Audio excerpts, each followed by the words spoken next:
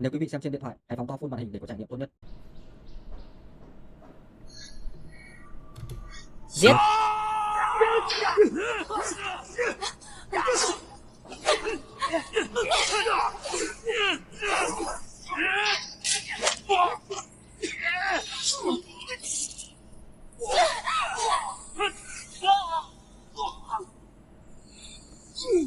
Cảnh Đồng! Cảnh Đồng! Diệp tướng quân, thân tử xa trường là nơi an nghỉ tốt nhất của tướng sĩ. Ta chỉ lo cho thê tử ở nhà. Nàng còn đường dài, xin người giúp nàng. Cảnh Đồng!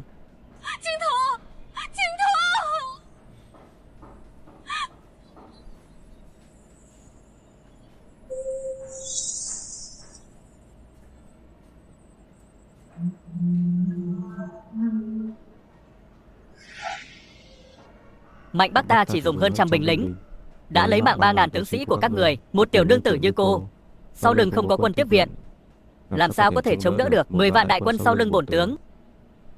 Từ xưa đến nay, chiến trường chính là nơi an nghỉ cuối cùng của chiến sĩ. Nhưng phải có người vì quốc gia tiến lên không lùi bước. Họ vì Thương Lan có thể nhuộm đỏ chiến trường, hy sinh vì nước. Ta, Diệp Trường Thục, đương nhiên cũng có thể cùng họ sống chết cùng nhau vượt qua khó khăn. Quả là một lũ binh bại tướng tàn yếu đuối vô năng. Giết à ta!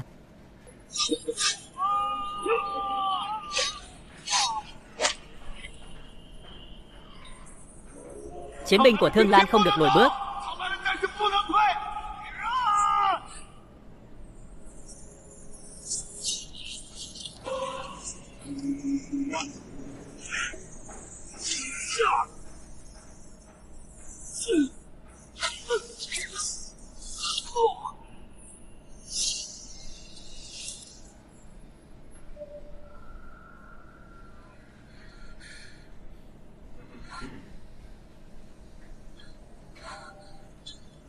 Các nạn nhân đang xem phim tạp kịch ngắn xuyên không. Chúc các nạn nhân xem phim vui vẻ.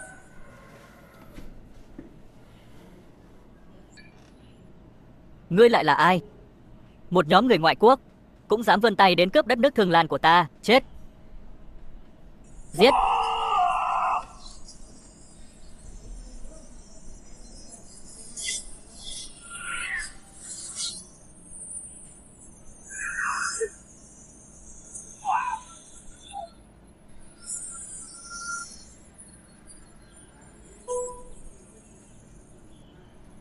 Huynh đệ, vất vả rồi. Thu dọn đồ đạc đi. Về nhà, được.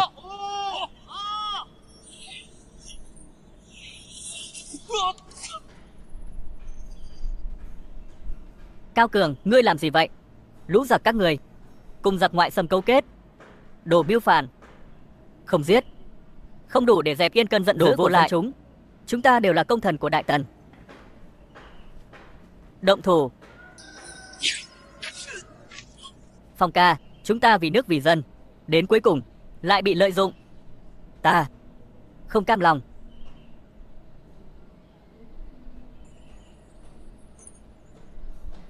Giết!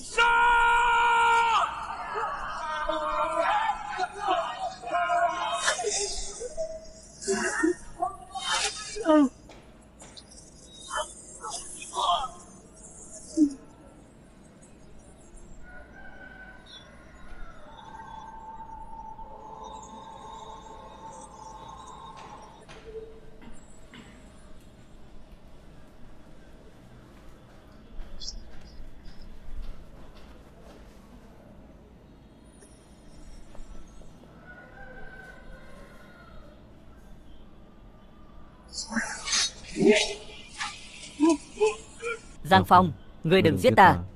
Chỉ cần ngươi không giết ta, ta sẽ cho ngươi vào triều làm quan, sẽ hưởng vinh hoa phú quý vô tận. Đấu đá nhau, đàn áp trung lương, quan chức như vậy, Giang Phong ta không thèm.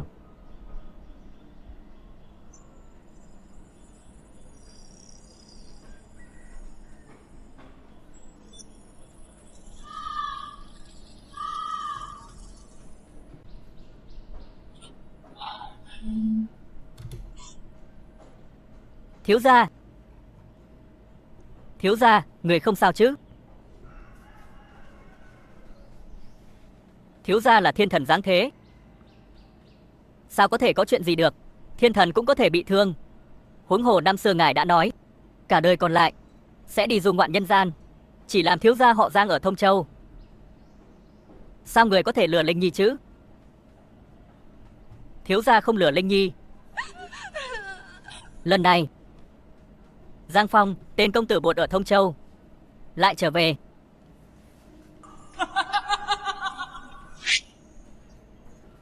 Bọn giặc mạnh Bắc đem 10 vạn quân xâm phạm đất nước chúng ta, trận chiến Thông Châu không thể thiếu công lao của Diệp tướng quân.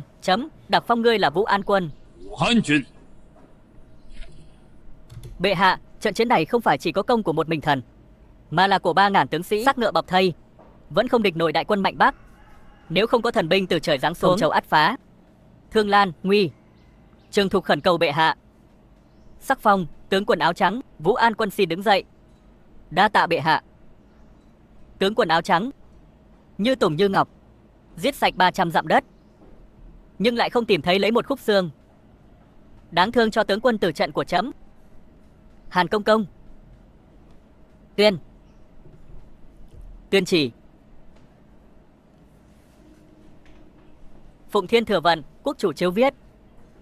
Tháng 9 năm thứ 6 Thường Lan Quốc, Mạnh Bắc xâm lược lãnh thổ của chúng ta. Tướng quân mất nơi biên ải, đánh nhau với Mạnh Bắc 300 dặm. Trời xanh bao la, giáng xuống thần tướng, trấn giữ biên cương phía Bắc, nhưng thi thể tướng quân chưa tìm thấy. Lập đài tưởng niệm, truy phong đại tướng quân bảo vệ đất nước, thuy hiệu là Định Địch Hầu. Mất đi vị tướng tài, chấm đau lòng lắm. 3 ngày sau, tại phủ đại tướng quân bảo vệ đất nước, chấm cần chào tướng quân đã mất và 3.000 tướng sĩ. Tổ chức tang lễ, cần chào tướng quân đã mất và 3.000 tướng sĩ. Tổ chức tang lễ. Diệt tướng quân, người đang làm gì vậy? Bệ hạ, thần xin bệ hạ hủy bỏ hôn ước của thần với công tử họ Giang ở Thông Châu, Giang Phong. Giang Phong là hậu duệ của trung thần lương tướng nhà Thương Lan. Kết hôn với hắn không phải là không ổn. Bệ hạ có điều không biết, Trường Thục đến Thông Châu mới biết rõ Giang Phong là người như thế nào. Ngày ngày lưu luyến trốn lầu xanh, ngày ngày uống rượu, không có chút hiểu biết nào, không có chí lớn, không muốn tiến thủ, không thể dạy dỗ, là một kẻ vô liêm sỉ, không thể là người chồng tốt. Nhưng mà huống hồ vị tướng mặt nạ dũng mãnh oai phong, vì nước vì dân, lại cứu mạng thần. Trường Thục thực sự không biết làm sao để đền đáp, chỉ muốn tìm được tung tích của tướng quân áo trắng. Mong bệ hạ chấp thuận. Người có tấm lòng này, chấm rất vui mừng. Hành tung của Giang Phong, chấm sẽ phái người điều tra rõ ràng. Nếu đúng như lời người nói, hôn ước của hai người cũng sẽ hủy bỏ. Thân, tạ ơn bệ hạ. Tướng quân áo trắng, ta nhất định sẽ tìm được ngươi. Giang công tử.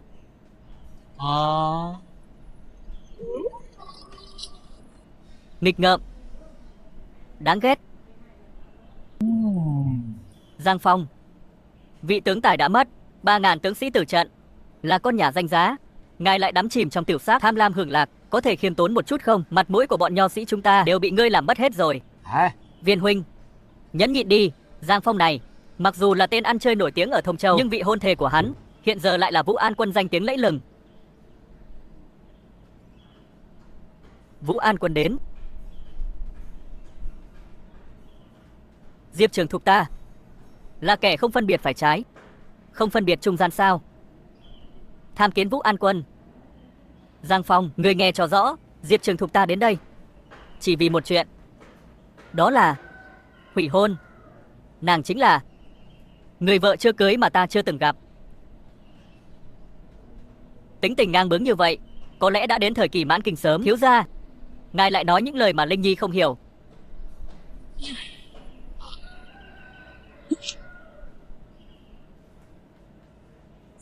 Cha ta thật lợi hại, tìm cho ta một người vợ dũng mạo này, thật không tệ. Chỉ có điều tính tình này phải thay đổi. Giang Phong, người muốn chết, Ta đã nghe từ lâu, ngươi là một kẻ đắm chìm trong tiểu sắc. Không ngờ, ngươi lại dám cả gan khinh nhẫn ta. Loại đàn ông như ngươi, làm sao xứng với Diệp Trường Thục ta. Ta chỉ nói cô một câu là tính tình không tốt, cô liền đánh ta. Ngày ngày ngươi chỉ biết tìm rượu tìm hoa hỏi liễu, không làm nên trò trống gì. Ai cũng biết, như vậy mà cũng muốn làm phu quân của Diệp Trường Thục ta. Chẳng lẽ ta không được đánh ngươi? Có phải cô nghĩ cô hiểu rõ ta lắm không?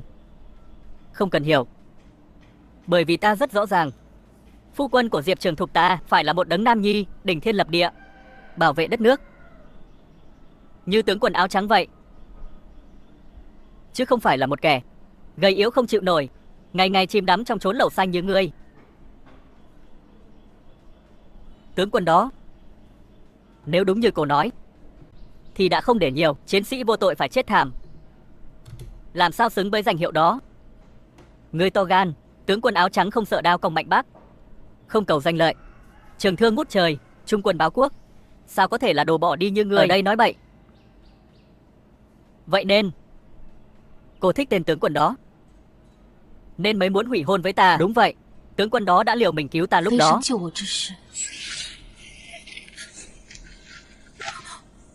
Đã khắc sâu vào trong tim ta. Vì sự dũng cảm không sợ hãi của chàng, cả đời này của ngươi cũng không thể đọ được. Hai người các ngươi khác nhau một trời một vực. Linh Nhi, nàng có nghe không?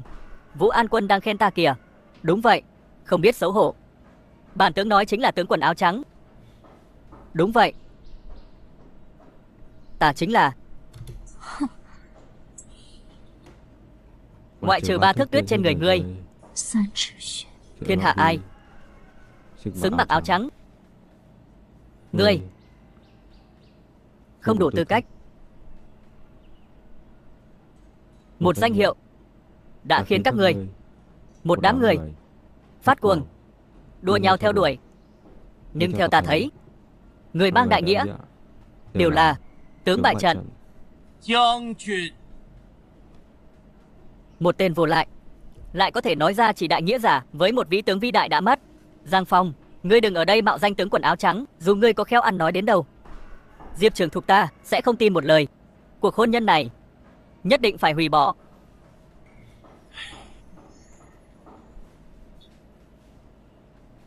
Hủy. Ai không hủy là cháu đích tôn, được không? Thái độ của ngươi đang làm nhục ta đấy. Giang Phong, ta là đường Vũ An Quân. Trường Thục đã muốn hủy hôn thì cớ gì lại lấy thân phận ra để uy hiếp người khác?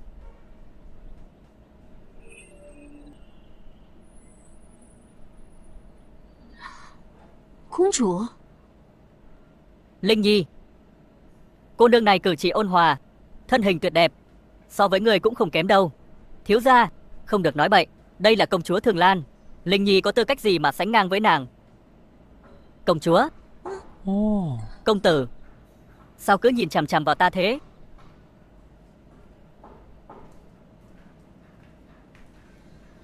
Bởi vì đẹp. Hỗn xược, Giang Phong, đây là công chúa đương triều, người dám nói năng hỗn xược như vậy? Công chúa, người thấy chứ, không phải Trường Thục bức người, mà là hắn đối với chúng ta vô lễ. Ta nghe nói người đến để hủy hôn nên cố ý đến xem. Ta lại thấy Giang công tử là một người rất thú vị.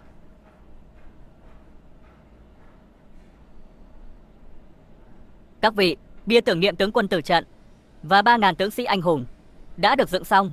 Các vị đều là những bậc tài tử của đất Thương Lan, tài hoa lỗi lạc, có thể thoải mái vùng bút mực ca ngợi công đức anh linh, người chiến thắng. Những câu thơ sẽ được khắc sâu vào bia đá. Không ngờ những kẻ văn nhân tài tử như chúng ta cũng có lúc được dùng đến sức mạnh. Viên Hoa ta nhất định sẽ dốc hết sức.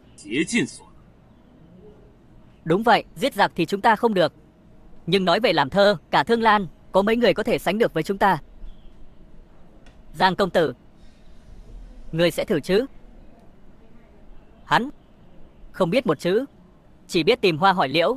Kẻ suốt ngày uống rượu vô tích sự cũng xứng làm thơ cho 3.000 tướng sĩ của tướng quân đã mất. Đúng vậy công chúa, những kẻ ăn chơi như Giang Phong xuất hiện trước bia tưởng niệm anh hùng chính là sự sỉ nhục đối với tướng quân đã mất. 3.000 tướng sĩ, bọn ta là bậc tài tử, không thèm chung thuyền với hắn. Bản cung muốn mời Giang công tử cùng đi. Công chúa, loại người như hắn, ngay cả ơn nghĩa của tướng quân cũng không nhớ. Có tư cách gì làm thơ cho tướng quân? Loại người như vậy thực sự không xứng được đứng trước bia tưởng niệm anh hùng. Xét việc không xét lòng, xét lòng thì không ai hoàn hảo. Người theo đuổi đại nghĩa đều là tướng bại. Bia anh hùng làm thơ không nên thiên vị. Ai cũng có thể thử. Linh Nhi, công chúa này thật không tệ. Thiếu gia nói đến phương diện nào vậy? Nếu như Vương Quyền Thương Lan đều như công chúa, huynh đệ chúng ta sẽ không chết oan. Thương Lan cũng sẽ không như bây giờ. Công chúa nói rất đúng. Tướng quân áo trắng cùng 3.000 tướng sĩ mới là chuyện quan trọng hàng đầu. Giang Phong, luận võ không bằng tướng quân áo trắng và 3.000 tướng sĩ. Luận văn, người cũng không bằng những bậc văn nhân tài tử có mặt ở đây. Nếu ta là người, sẽ không tự chuốc lấy nhục nhã. 自取其辱。 Cô đang dạy đời ta sao? Trời cao không có mắt. Tướng quân và 3.000 tướng sĩ để bảo vệ sự bình yên của Thương Lan anh dũng hy sinh, đổi lại chỉ là loại người như ngươi chơi bời hát ca. Đáng chết. Chính là loại người như ngươi. Giang công tử thật sự không đi sao? Dù không làm thơ thì cũng nên đi xem chứ. Làm thơ làm sao có thể vui bằng ở bên mỹ nhân? Vừa rồi Giang công tử còn khen ta đẹp. Chẳng lẽ chỉ là nói suông? Đó là lời thật lòng. Ngày mai trước bia anh hùng, Liên Nguyệt sẽ chờ Giang công tử. Linh Nhi, ngươi nói công chúa muốn gì? 图什么呢？ Có phải muốn buông bàn giao lưu với thiếu gia không? Có lý. Linh Nhi, cô nói xem người đã mất, sao còn tốn của cải của dân cho ai xem? Lừa ma à? Giang Phong, người không hiểu thơ văn, không biết chuyện quốc gia, có tư cách gì ở đây bàn tán bừa bãi về tướng quân và 3.000 binh sĩ? Thiếu gia học rộng hiểu nhiều, 7 bước thành thơ, nói bừa vài ý tưởng cũng có thể trực tiếp ảnh hưởng đến tương lai của Thương Lan. Cô căn bản không hiểu gì về thiếu gia, dựa vào đâu mà nói lời tổn thương người khác? Giang Phong nói gì người cũng tin, ngốc không chịu nổi. Các người có biết ngày Mạnh Bắc cất quân là 3.000 tướng sĩ liều chết không lùi bước mới tránh được Thông Châu trở thành địa ngục trần gian. Càng là tướng quân, một mình chống đỡ bầu trời sắp đổ, mới có cơ hội để những kẻ như các người ở đây nói năng hỗn xược. Thiếu gia chính là tướng quân áo trắng. Giang Phong, trước bia anh hùng, ngươi còn dám không biết sống chết mạo danh tướng quân áo trắng? Thục, cô đừng quá đáng. Ta biết ngươi và ta có hôn ước, nhưng bây giờ ta đã đem lòng yêu tướng quân áo trắng, nên ngươi muốn dùng cách này để hấp dẫn sự chú ý của ta. Nhưng chuyện Diệp Trường Thục ta đã quyết, không ai thay đổi được. Đây là thư từ hôn. Hôm nay cô hãy nhớ, Giang Phong ta từ hôn Diệp Trường Thục cô. Từ nay về sau, cô có thích tướng quân nào cũng được, hay theo đuổi cái tự do gì đó cũng được, không liên quan đến ta. Nhưng nếu cô còn dám động đến người bên cạnh ta, ta nhất định sẽ giết cô.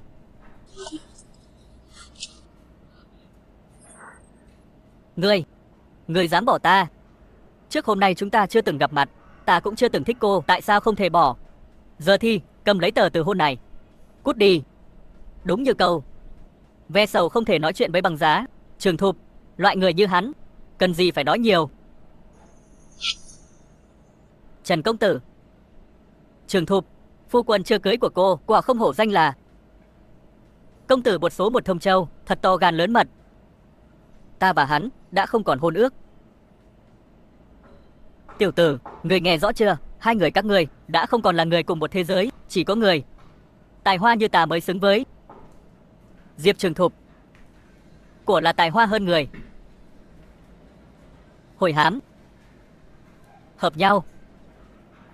Tiểu tử, người muốn chết. Giang Phong, Trần công tử là con trai của thừa tướng, học trò cưng của viện trưởng Hàn Lâm viện. 3 tuổi đã có thể làm thơ, 6 tuổi chưa hết tè dầm, 10 tuổi đã giỏi làm phú, 13 tuổi đã đỗ tú tài, cùng 5 đỗ cử nhân. Cho đến ngày nay, ở Thương Lan đã có hơn 100 bài thơ của hắn được lưu truyền. Không ngờ Trường Thục lại hiểu ta đến thế. Đều là hư danh. Nói đi nói lại, Không phải là dựa vào cha sao? Giang Phong, dù là tướng quân áo trắng hay Trần công tử, đều không phải là loại văn không thành võ không nên đổ bỏ những người có thể sánh vai. Đúng vậy, nếu ngươi ở bên trường thục, biết đâu còn có thể trở thành kẻ câu danh trục lợi. Nhưng đáng tiếc, bây giờ ngươi ngay cả cơ hội này cũng không có. Nếu thiếu gia bằng lòng, văn có thể định quốc, võ có thể an bang, vốn không cần nhờ đến bất kỳ ai. Giang Phong, ngươi lừa người đúng là lợi hại. Giang Phong, không bằng chúng ta đánh cược, lấy công ca tướng quần áo trắng và 3.000 tướng sĩ làm chứng. Nếu ngươi thua, trước mặt toàn thể bách tính, thừa nhận mình là một tên công tử bổ, là một tên vô dụng, là một con cóc ghẻ đòi thịt trường thục. Thế nào, ấy đừng. Bổn thiếu gia không hứng thú. Ý Linh Nhi, sợ rồi sao? Nếu ta thua, ta sẽ cởi hết quần áo, chạy quanh phố dài này 3 vòng. Thế nào?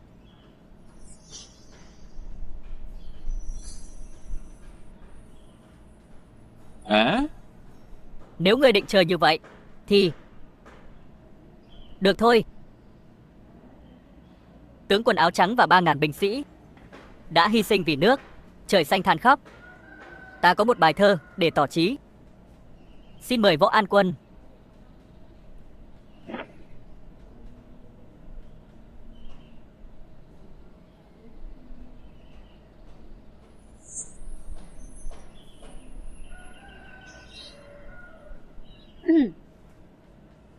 Gió thu sắc như dao, mây như đuôi én, cát vàng bay mù mịt nhưng không rơi xuống. Hồ mã cùng nhau ra trận. Nhìn về phía đông quân tiếp viện chưa tới, máu nhuộm loang lổ. Gió đỏ thổi qua khiến người ta sợ hãi.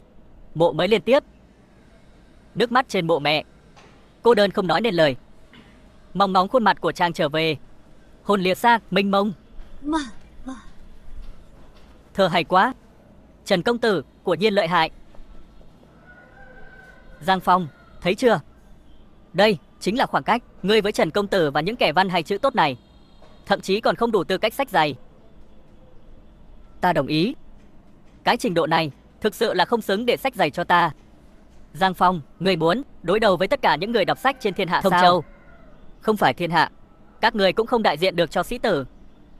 Còn bài thơ này thì càng là phế vật.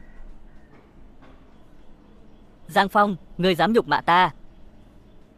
Ta không nhắm vào ngươi, ý ta là tất cả những người có mặt ở đây đều là phế vật. Có bản lĩnh thì làm một bài cho mọi người xem. Chí của tướng quân, chí của 3.000 binh sĩ, chẳng phải là những kẻ chỉ biết múa bút vẩy mực như các người có thể hiểu được. Muốn xem chứ gì? Được. Vậy thì ta sẽ làm cho các người xem. Kiếm đến. Giang công tử, tiếp kiếm. Giang Phong, ngươi muốn làm gì? Bia này do quốc chủ đích thân lập, phá bia chẳng khác nào mưu phản. Ngươi muốn chết sao? Bia không có chữ, ta muốn lưu truyền nó muôn đời.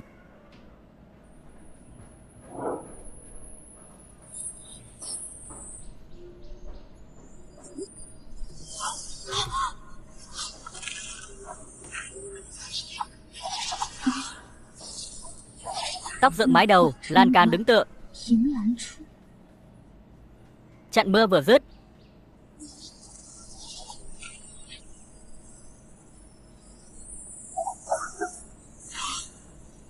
ngóng trời xa, uất hận kêu dài, hùng tâm khích liệt. 30 tuổi cát bụi công danh, 8.000 dặm dầm sương dãi nguyệt. Chớ lòng lời nữa, kẻo bạc đầu, ích gì riêng xiết.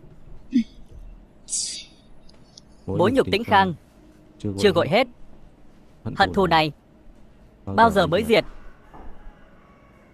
Cưới cô binh xa, dẫm hạ lan nát bét.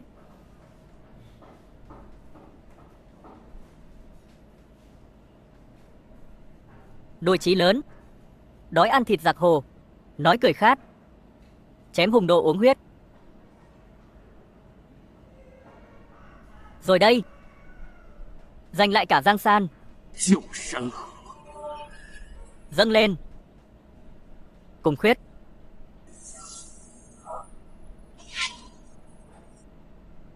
30 tuổi cát bụi công danh, 8.000 dặm dầm sưng dãy nguyệt. Bài thơ này nên lưu vào sử sách. Vì tướng quân đã khuất, vì 3.000 tướng sĩ, công trạng lưu danh muôn đời. Kiệt tác. Kiệt tác đó. Đúng vậy, đây là kiệt tác của thời đại. Hay. Ta nói thơ của ngươi là rác. Nói Thông Châu không phải là thiên hạ. Nói các ngươi không đại diện cho người đọc sách. Có gì sai? Trần công tử, thực hiện lời cá cược đi. Cá cược? Cá cược gì? Ta thừa nhận bài thơ này đúng là tuyệt tác, nhưng căn bản không phải do ngươi làm. Đạo đức của Trần công tử thật tệ. Nói bậy. Trần Nguyên ta thua được, nhưng bài thơ này căn bản là ngươi sao chép. Một lần ta từng có may mắn gặp tướng quần áo trắng. Bài thơ này là ta tận mắt thấy tướng quần áo trắng làm, và ngươi chỉ là một tên trộm. Đạo thơ của tướng quần áo trắng mà thôi. Thơ của tướng quần áo trắng thật sự là không thể phản bác. Đúng vậy, thật là nghĩa khí nhất trời. Thơ đầy sát khí. Ngoài tướng quần áo trắng, còn ai làm được? Vậy thì hãy nói, ngươi đã gặp tướng quần áo trắng vào ngày nào và ở đâu? Đã viết những gì? Tướng quần áo trắng ông ấy, Giang Phong, cả Thông Châu đều biết. Ngươi chỉ là kẻ không học không hành, kẻ đắm chìm trong tiểu sắc vô dụng. Bài thơ này hào khí ngút trời, khẳng khái tráng liệt. Ngoài tướng quần áo trắng, còn ai có thể làm ra bài thơ này? Não cô có vấn đề không? Linh Nhi đã nói từ lâu, tài thơ ca của thiếu gia không ai sánh bằng. Còn ngươi đã đính hôn với thiếu gia 10 mấy năm rồi, mà chẳng có lấy một chút tin tưởng cơ bản nào. Thật là buồn cười, thật vô nghĩa. Linh Nhi, đi. Không được đi. Giang Phong, người chính là đạo văn, lấy thơ của tướng quần áo trắng đem về làm của mình. Chuyện hôm nay ta nhất định sẽ tâu lên hoàng thượng, cho người Chu Di cửu tộc ngươi. Ngươi nói xem, phụ hoàng sẽ tin ngươi hay tin ta?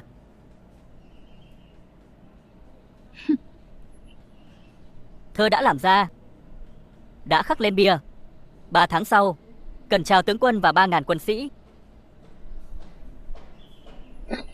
Tang lễ.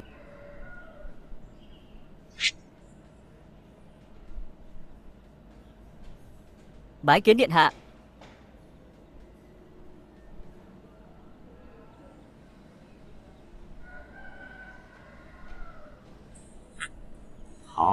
Hay cho một thiên triều. Chỉ là bài thơ hay như vậy mà dùng cho một người đã chết, thật là đáng tiếc. Điện hạ nói rất đúng. Nếu không có tướng quần áo trắng khiến quân ta tổn thất nặng nề, thì kinh đô Thương Lan quốc này nhất định sẽ nằm trong tay chúng ta. Ta thấy bài thơ này là viết cho những tráng sĩ mạnh Bắc chúng ta. Tướng quần áo trắng chỉ là một kẻ đã chết. Này sao, họ chẳng phải là cả nước tế tướng quần áo trắng và 3.000 tướng sĩ sao? Ta sẽ khiến lòng quân của chúng tan vỡ hoàn toàn, đại quân đổ trại, gõ chiêng đánh trống. Ta, vương tử mạnh Bắc sẽ cưới công chúa Thương Lan.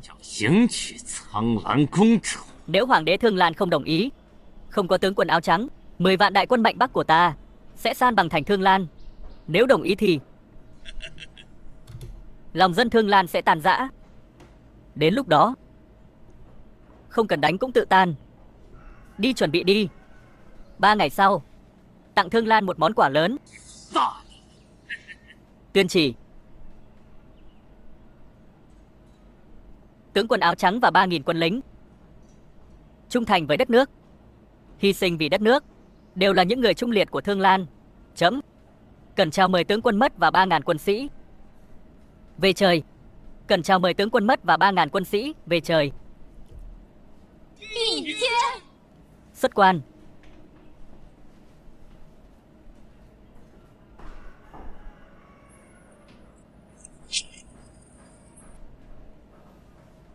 Phu quân, trung quân báo quốc không sai, vì có hy sinh cũng chẳng sao. Chàng xem, bà con đều đến đưa chàng. Ta nhất định sẽ nuôi dạy con trai của chúng ta, để nó giống như chàng, trở thành anh hùng đỉnh thiên lập địa. Cha, bao giờ cha mới trở về? Thiếu gia, họ đều là anh hùng của đất nước. Đúng vậy, Khi đi hoa đỏ trên người, khi về quốc kỳ bảo vệ, có đâu thời bình yên à? Chỉ là có người đang gánh vác phía trước.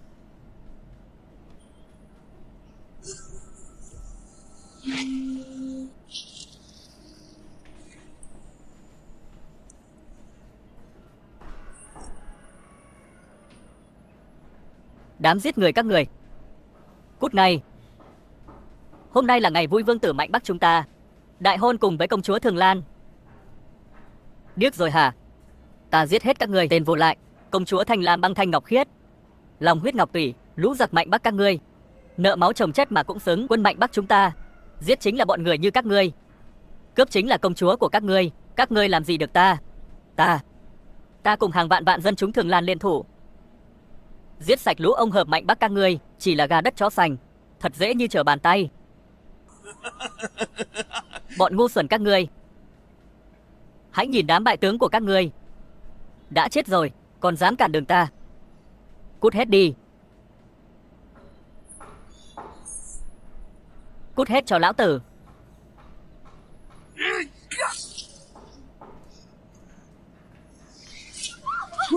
Thật là quá đáng. Phải làm sao đây? Chết thảm quá. Thậm chí còn không có một thi thể nguyên vẹn. Đầu hàng sớm hơn thì không phải tốt hơn sao?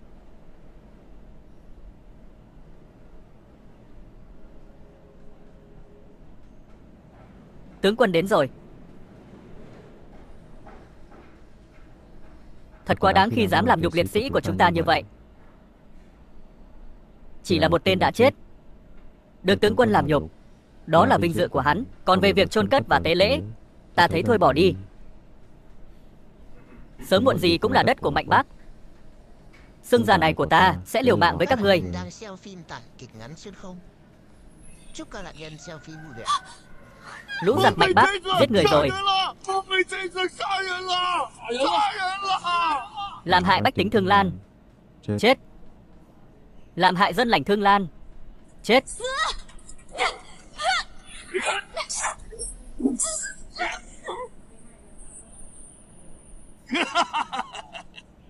Thương Lan các người không còn ai sao? Đến nỗi phải để đàn bà ra trà là võ an quân của Thương Lan. Ngày đó ở ngoài thành Thông Châu, bọn ngươi ở Mạnh Bắc mấy trăm tướng sĩ đều chết dưới tay ta. Chỉ là một nữ nhân đòi giết mấy trăm tướng sĩ Mạnh Bắc, thật là nực cười.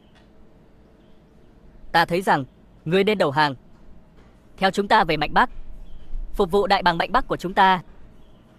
Tướng quân, cô nương này sợ là không chịu nổi đại bàng Thảo Nguyên của chúng ta tra tấn. Đúng vậy, ta sợ rằng sẽ làm hỏng nàng ta. Vậy thì hãy đợi đến khi bổn vương rước công chúa Thương Lan về. Trời chán rồi, sẽ ném cho các ngươi cùng hưởng thụ. Cảm ơn hoàng tử. Mạnh Bắc ức hiếp người quá đáng, giết chúng.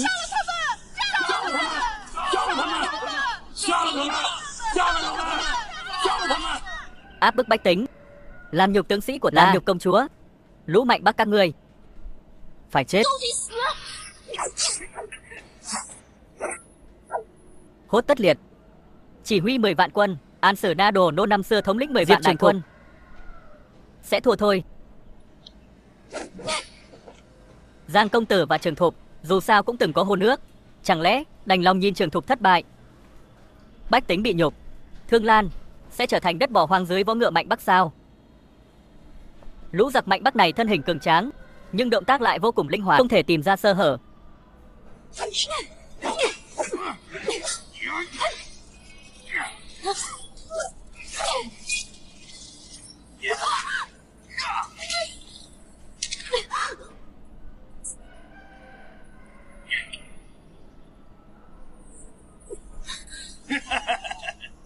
Đây chính là võ an quân của các người sao? Thật không chịu nổi một đòn.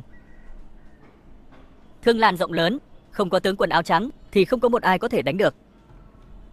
Nói bậy, võ an quân chỉ mới phá tan Mạnh Bắc không lâu, thương tích chưa lành. Thương lành rồi thì sao? Còn chẳng phải trở thành đồ chơi của quân Mạnh Bắc ta sao? Đúng vậy, Mạnh Bắc ta hôm nay đến đây không chỉ muốn công chúa Thương Lan của các ngươi, mà còn muốn cả võ an quân này.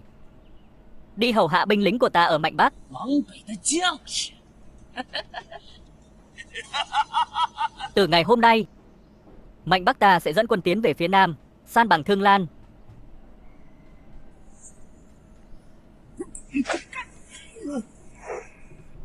Hàn Công Công là Hàn Công Công, cao thủ số 1 bên cạnh Hoàng thượng. Đúng vậy. San bằng Thương Lan. Chỉ bằng lũ vô dụng các người. Một tên hoạn quan cũng dám nói khoác lác. Xem ta đánh chết người. Bên cạnh Hoàng thượng còn có cao thủ như vậy. Đáng tiếc thay. Còn kém xa. Thiếu gia. Đi.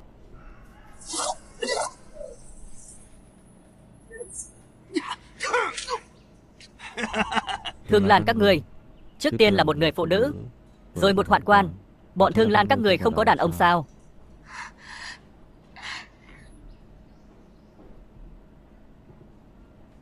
Không được phép người nhục mạ Thương Lan ta. Buộc lại, buộc chặt vào. Trận chiến Thông Châu ta đã bỏ lỡ. Hôm nay chính là cơ hội báo thù. Hàn Dũng, người Thương Lan, Vĩnh Châu, ta sẽ chém chết bọn Mạnh Bắc cầu tặc.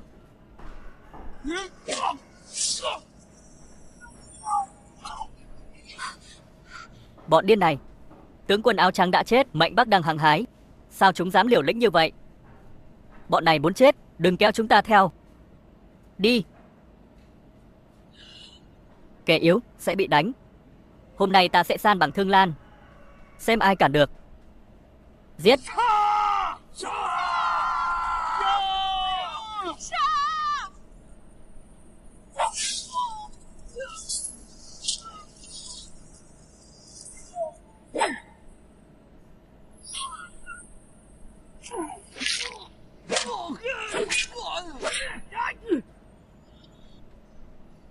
Người nước nào cũng vậy. Mạnh Bắc sao dám? Ai nói với các ngươi rằng tướng quân áo trắng ta đã chết?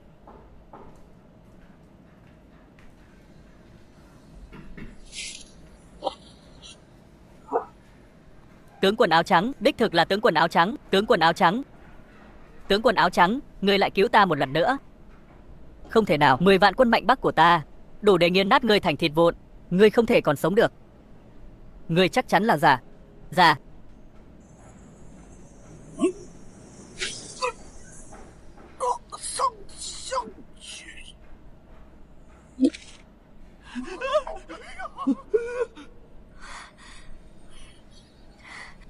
Tướng quân áo trắng, ngươi chưa chết, thật tốt quá.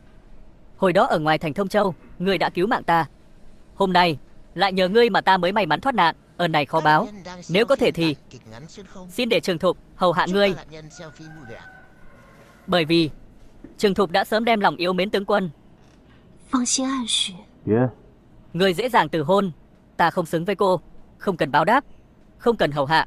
Hai chúng ta không duyên cũng chẳng phận. Tướng quân.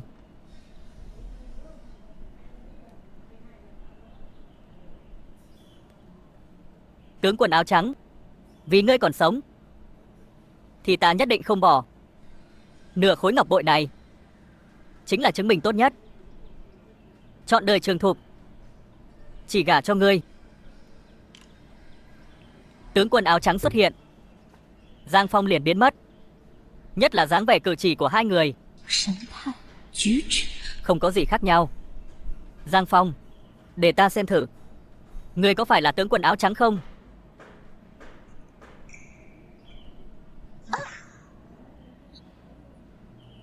Ta.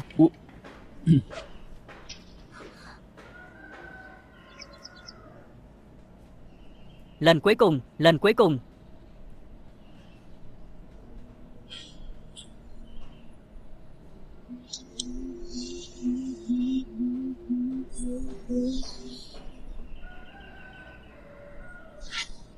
Thương Lan suy yếu, nội lo ngoại xâm, tướng quân áo trắng từ trời giáng xuống.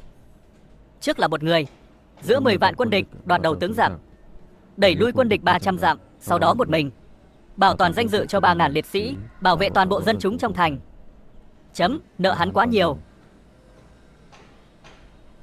Ngàn quân dễ kiếm, một tướng khó cầu. Tướng quân áo trắng là phúc tinh của toàn bộ Thương Lan chúng ta. Phụ hoàng chẳng lẽ không muốn thu phục sao? Đương nhiên là nằm mơ cũng muốn. Chỉ là tướng quân này mỗi lần đều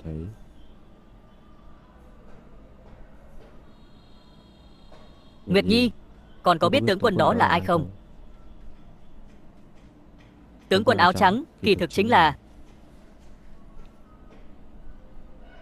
Giang Phong. Giang Phong. Đệ nhất công tử ăn chơi trác táng ở Thông Châu.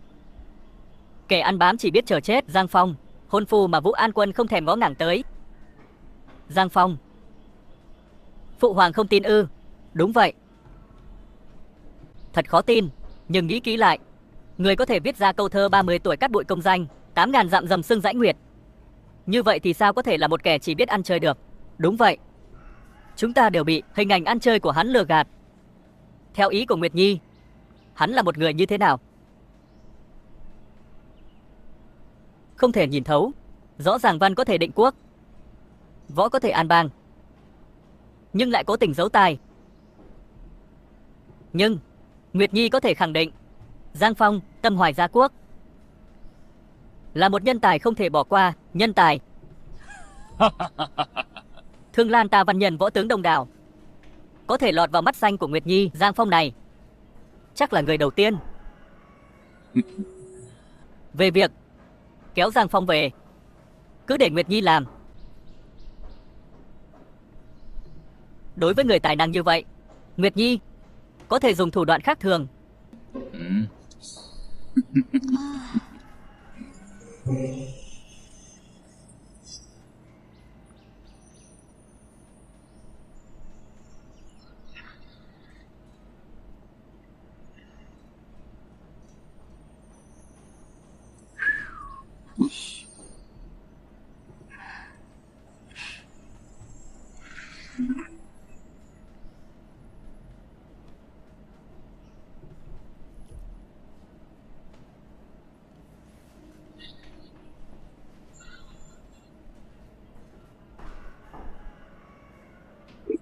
Thiếu gia, ngài gọi ta.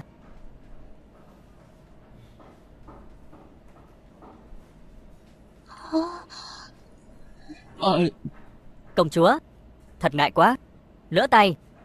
Hoàn toàn là lỡ tay. Thiếu gia, công chúa, hai người đây là không dành cho trẻ em, ra nắng chơi cho mát. Giang Phong, người rốt cuộc là người phương nào? Cách xa 100 mét, có thể xuyên thủng người dơm vô hình. Đây là thần binh lợi khí gì? Công chúa, lần sau đừng ở nơi đông người mà chơi như vậy. Súng cướp cò thì suýt nữa là làm cô sợ. Chỉ là không ngờ Giang công tử tài giỏi như vậy. Không chỉ thơ tử võ nghệ tinh thông, mà cả ám khí cũng khủng khiếp như vậy. Ám khí? Công chúa nói đùa. Kẻ phong lưu như ta, văn nhân, không thèm chơi với ta. Võ tướng càng khinh thường ta. Ngay cả vị hôn thê đã được hứa hôn từ nhỏ cũng coi thường ta. Nào có tài năng gì? Ta lại thấy Giang công tử rất tốt. Vạn dặm chọn một, không bằng ta và Giang công tử kết làm phu thê đi.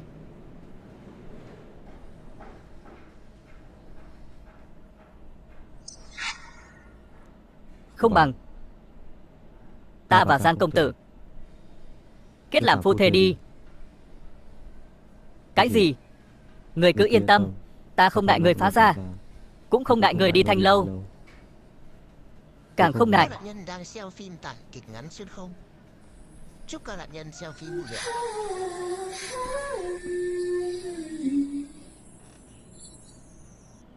Người nào? Ra ngoài.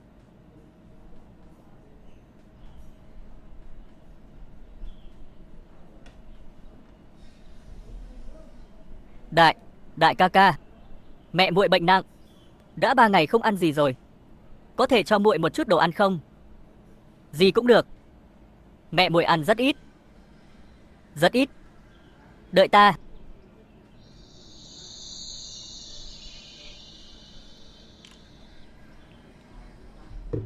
Tiểu nha đầu, cha muội đâu? Chết ngoài chiến trường rồi. Mẹ muội thường nói với muội, cha muội là một người hùng. Những tướng sĩ đại thương tử trận đều được hưởng tiền tuất hậu hĩnh. Không nói là giàu có, ít nhất cũng đủ ăn đủ mặc. Không đúng. Giang công tử, giúp người thì giúp cho chót, ta biết chút y thuật. Muốn đi xem bệnh tình của mẫu thân con bé. Đi thôi.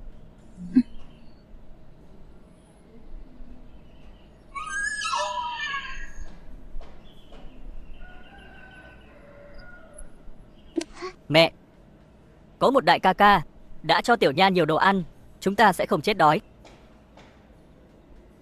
Đại nương, bà ăn chút gì đi. Sau đó, kể cho chúng ta nghe, rốt cuộc chuyện này là thế nào. Triều đình, tướng sĩ từ trận nơi xa trường đều được nhận tiền trợ cấp. Làm sao các người không thể giải quyết được nhu cầu cơ bản là ăn no mặc ấm? Hai ân nhân, triều đình cấp tiền trợ cấp, nhưng căn bản là không vào túi chúng ta. Ta và tiểu nha đi báo quan, còn bị đánh một trận. Đáng chết. Tiền bồi thường là thứ duy nhất mà liệt sĩ Thường Lan để lại cho gia đình để nương tựa. Những con sâu mọt này sao có thể tham nhũng, đúng là ăn trên người chết. Đại nương, tiểu nha, các người yên tâm, công lý này ta sẽ đòi lại cho các người. Công lý này ta sẽ đòi lại cho các người. Chuyện này ta nhất định sẽ truy cứu đến cùng, tuyệt đối không dùng thứ. Có người muốn thay bọn dân đen này đòi lại công lý. Ta có nghe nhầm không? Đại ca, thời buổi này cái không thiếu nhất chính là kẻ ngốc. Này, ta thấy con nhỏ này chồng cũng xinh. Hay là chúng ta chơi với nó, sau đó cùng với nhóm dân thường này bán sang Mạnh Bắc. Cái rắm, cha ta còn chưa chơi mà. Đến lượt ngươi sao? Vâng, đứng đó làm gì, bắt người lại. Các người là ai? Muốn làm gì? Hỏi hay lắm. Gia phụ, Trương Nhị Hà, huyện lệnh Thông Châu. Lũ dân đen này mà lại vì mấy lượng tiền trợ cấp mà đi kiện phụ thân ta. Không giết chết bọn chúng thì còn giữ lại để ăn Tết sao? Giết chết bọn chúng cũng không hẳn là. Đợi cha ta chơi chán đã, rồi đem chúng bán vào quân Mạnh Bắc, cho quân Mạnh Bắc vui chơi. Dù sao Mạnh Bắc cũng có 10 vạn quân, xa vợ, xa người yêu, chắc là bấn lắm. Mà những người phụ nữ này lại là những hoa phụ, thiếu hơi đàn ông, bán họ cho quân đội Mạnh Bắc, còn có thể để họ phát huy sức nóng còn lại. Không tuyệt sao? Tên vô lại, đồ đàn bà thối tha, dám đánh lão tử. Cha ta là Trương Nhị Hà. Cha ta là Trương Nhị Hà. Mấy người nhìn cái gì? Đều cho bố mày giết nó.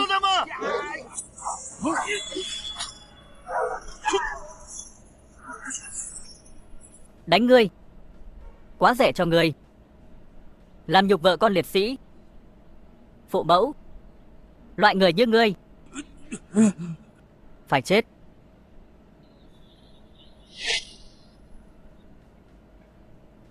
Giang Phong, ngươi chỉ là một công tử bột, chắc chắn muốn quản chuyện của thiếu gia nhà ta. Sau lưng nhà họ Trương là Trần Nguyên công tử. Nếu ngươi dám động thủ thì đừng hòng tiếp tục làm công tử bột nữa. Công tử bột không biết chừng có ngày chết thế nào cũng không biết. Trần Nguyên thiếu gia.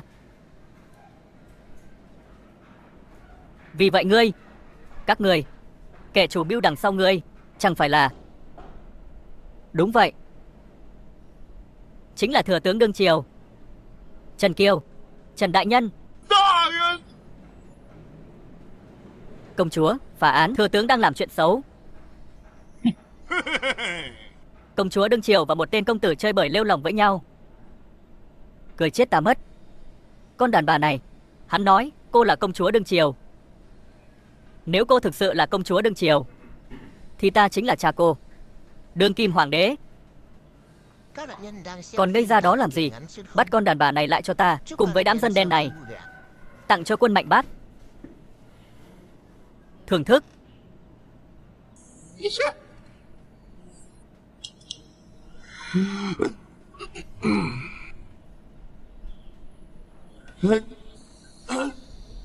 Cứ tùy tiện lấy một cái thẻ bài hỏng ra là dám giả danh công chúa.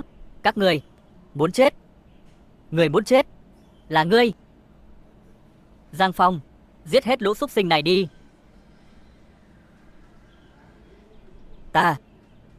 Cô giả vờ lâu như vậy thì ra là vì ta cho cô tự tin à? Ta vốn muốn dựa vào nó, bây giờ chỉ có thể dựa vào ngươi.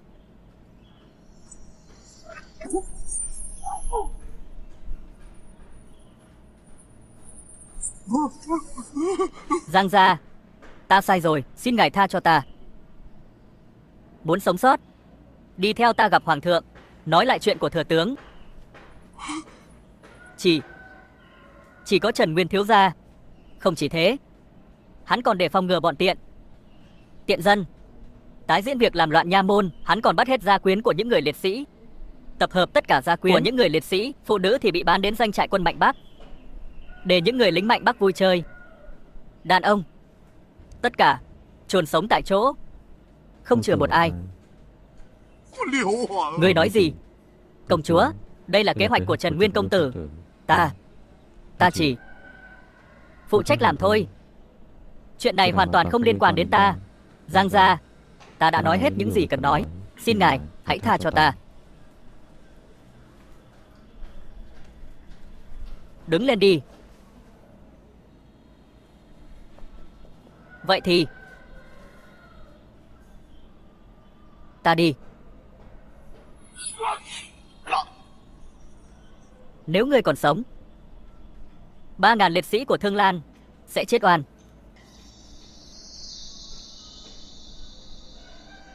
Công chúa, ngươi hãy về thành cầu cứu. Ta sẽ đi trước.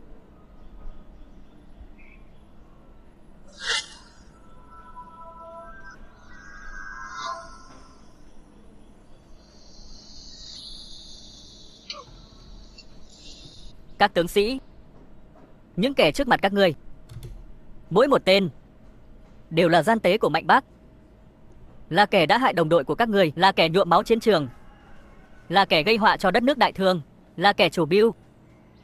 Bây giờ tất cả các ngươi chôn sống tại đây.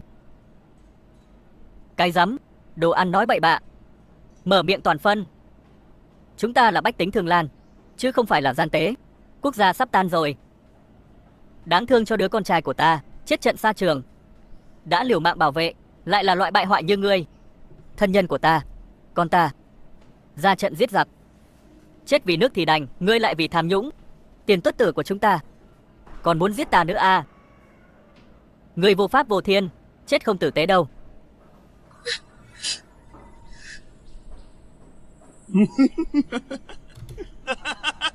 Bổn thiếu là con trai của thừa tướng đương triều ở Thương Lan. Ta chính là trời, nhà họ Trần chính là trời. Còn ta có chết hay không, lũ dân đen các ngươi sẽ không có cơ hội nhìn thấy. Đưa mấy đứa nhỏ đó lên đây cho ta.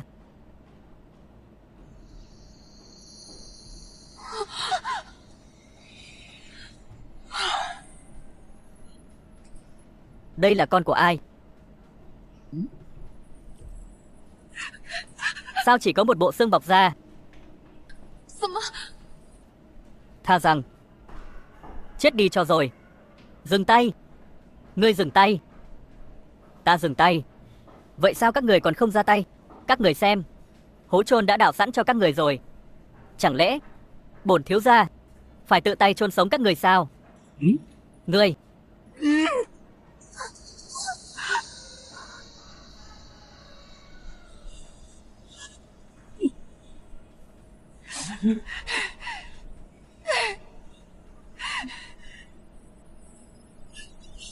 xin ngươi tha cho con gái ta đi.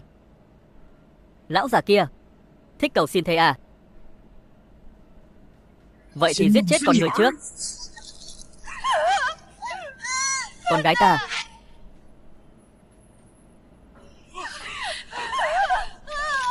Con gái ta, ngươi dám?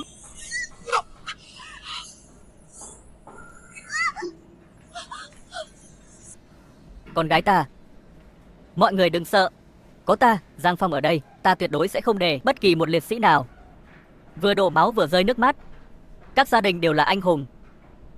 Hôm nay chỉ cần có ta ở đây, tuyệt đối không để bất kỳ ai làm tổn thương các gia đình. Giang Phong, việc của bổn thiếu mà ngươi cũng dám quản. Ta vốn tưởng ngươi cũng giống như ta, chỉ là một tên công tử bột. Không ngờ được ngươi dám hãm hại trung thần, giết hại phụ lão, phụ nữ, trẻ em. Trần Nguyên, ngươi muốn chết như thế nào? Giang Phong, đầu óc ngươi bị lầu xanh ăn mất rồi phải không? Một tên công tử bột vô dụng, có thể làm gì được con trai của thừa tướng là ta? Giang Phong công tử, ngươi đi đi. Từ xưa, dân không đấu với quan. Con trai của thừa tướng không phải là người mà chúng ta có thể trêu chọc. Đúng vậy, chúng ta đã cam chịu, chỉ thương cho con mình, hy sinh vì nước, cuối cùng lại nhận được kết cục như thế này. Giang Phong công tử, ngươi hãy đi đi. Giang Phong, ngươi thấy không? Những thường dân này, họ không cần người quan tâm, ngươi cũng không quản được. Biết điều thì mau cút. Nếu không ta không ngại cái hố này có thêm một cái xác. Dân thường, họ là gia quyến của anh hùng. Đứa trẻ là con của liệt sĩ. Trong mắt ngươi thành dân thường rồi. Nếu không có họ, ngươi đã chết từ lâu rồi. Phủ thừa tướng đã bị san bằng từ lâu, ngươi có biết không? Con trai của thừa tướng thì sao? Thiên tử phạm pháp cũng phải chịu tội như thường dân. Nói đúng lắm, không ai được ngoại lệ. Giang Phong, ngươi dám đánh cả lão tử. Ngươi đâu? Giết hắn.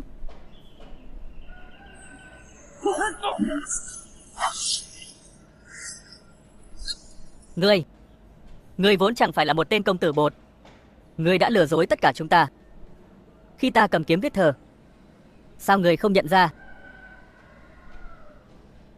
Ta thấy ngươi chết đi cho rồi.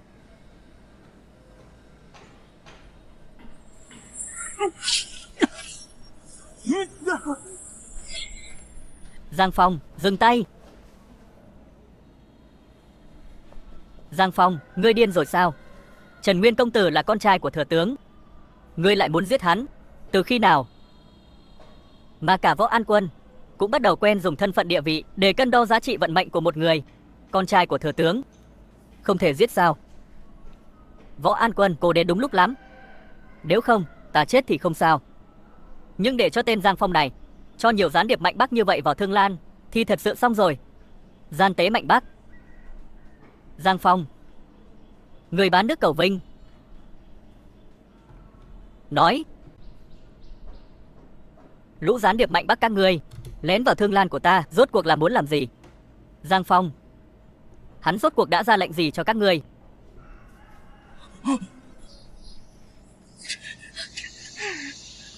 Đến nước này rồi mà vẫn không chịu khai sao? Nếu ngươi còn dám uy hiếp bọn họ thì cái hố này chính là dành cho ngươi. Ta thừa nhận, chúng ta đều là gián điệp của Mạnh Bắc. Ta thừa nhận, chúng ta vì Giang Phong làm vậy. Giang Phong công tử, xin lỗi. Ngươi nói gì? Xin lỗi. Vì con, chúng ta phải nói vậy. Ngươi nói gì? Giang Phong, ta tưởng ngươi chỉ là bản tính hư hỏng, tham tiền háo sắc, không chịu tiến thủ. Không ngờ ngươi lại làm trái với đạo lý, làm ra chuyện bán nước hại dân như thế này. Giang Phong, ngươi sống uổng phí kiếp người.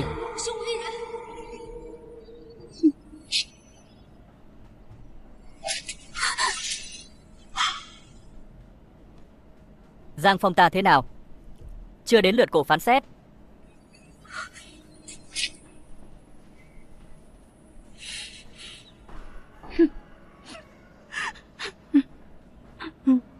Bà con, ta biết, các người đều sợ uy quyền của phù thừa nên mới phải nói như vậy.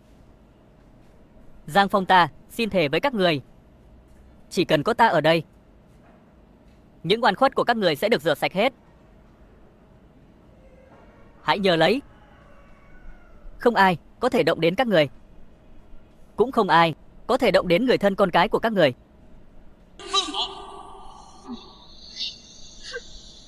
Giang Phong, ngươi là tên phản quốc, còn nói lời trái ngược, dùng con cái của họ để uy hiếp họ, thật là mất hết nhân tính. Cô nhìn bằng con mắt nào mà thấy họ là gián điệp của Mạnh Bắc vậy? Diệp Trường Thục, cô là Võ An Quân, không biết thật giả, không hiểu lẽ phải, không phân biệt phải trái. Cô ngoài việc giúp kẻ ác làm điều ác, cô còn biết làm gì nữa? Chẳng lẽ người muốn nói bản tướng quân thấy tận mắt nghe tận tai những điều này là do Trần Nguyên công tử vu khống người sao? Nếu không thì sao? Thật nực cười.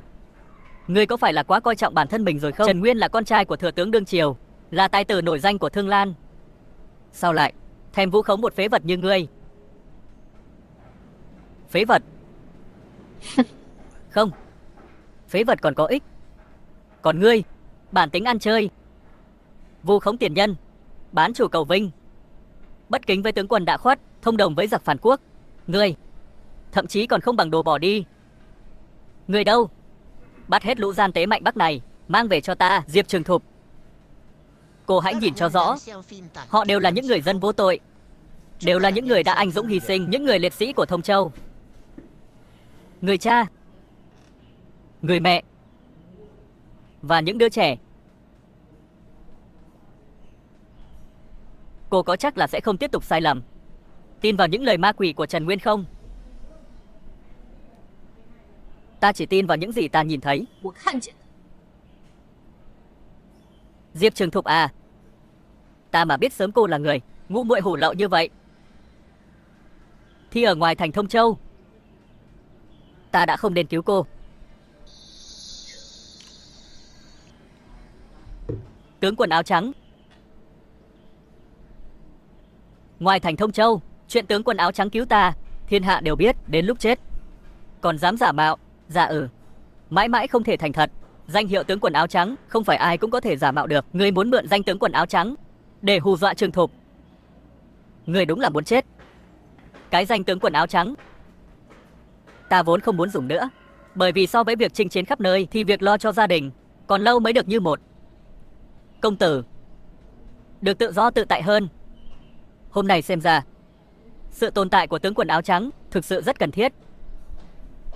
Vậy nên bản thân ta vốn là tướng quân áo trắng, cần gì phải giả vờ, còn giả bộ. Lại đây, ngươi hỏi tất cả mọi người ở đây, có ai cho rằng ngươi là một kẻ đắm chìm vào tiểu sát, không học hành, thông đồng với giặc là tướng quân áo trắng không? Đúng, tướng quân áo trắng chỉ xuất hiện 2 lần, nhưng lần nào không phải cứu bách tính khỏi nước sôi lửa bỏng, cứu đất nước khỏi nguy nan.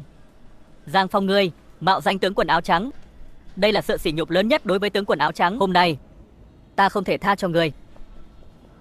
Ra tay, lũ gián điệp Mạnh Bắc không chừa một mống. Còn ngươi, Giang Phong, đã sỉ nhục tướng quân áo trắng, thông đồng với giặc, giết tại chỗ.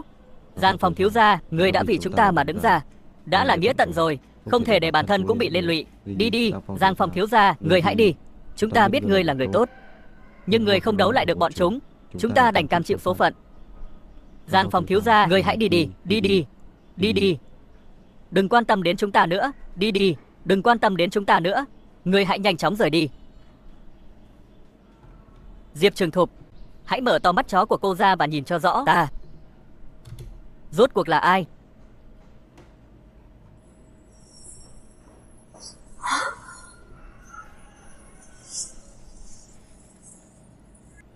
Tướng quân áo trắng,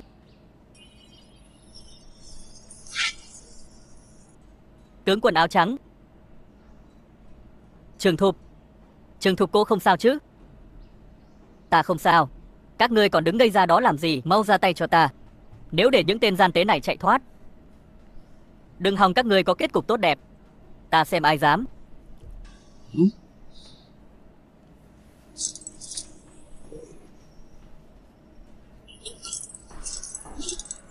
Công chúa, người là phận nữ nhi cao quý, sao lại đến nơi này? Bản cung không đến thì làm sao biết người đã từ tối tiền trợ cấp của liệt sĩ, giết hại gia đình liệt sĩ, làm nhục tang lễ của Giang công tử. Trần Nguyên, người có biết tội của mình không? Trường Thục, ta biết cô có quan hệ không bình thường với công chúa. Cô hãy khuyên bảo công chúa cho tốt, đừng để nàng bị Giang Phong lừa gạt nữa. Giang Phong, ta nói sao ngươi lại ngang ngược như vậy? Hóa ra là dựa vào công chúa chống lưng cho ngươi. Chống lưng? Giang công tử cần gì bản cung chống lưng? Nếu hắn muốn giết các người, cho dù đại quân Thương Lan của ta có ở đây, cũng không ngăn cản được chút nào. Công chúa, Giang Phong này, một kẻ ăn chơi, suốt ngày lêu lổng ở chốn lầu xanh, miệng không có một câu thật lòng. Công chúa sợ là đã bị hắn lừa rồi. Lừa? Người nghĩ ai cũng giống như người, có tai không nghe chuyện quốc gia, có mắt không biết chân lòng, có trí không phân biệt phải trái sao? Công chúa đây là có ý gì? Trường Thục như vậy đều là vì Thương Lan mà. Có ý gì? Người nhớ thương tướng quân, không tin tướng quân đã chết, trời Nam biển Bắc cũng phải tìm ra tướng quân. Nhưng kết quả thì sao? Tướng quân thực sự đang đứng trước mặt người, người lại mắng hắn là kẻ hèn nhát, không có chút hiểu biết nào, không có chí khí, nói hắn không xứng với ngươi. Ý cô là gì? Trường Thục, ngươi không phải là người mù quáng, ngươi chỉ quá tự phụ.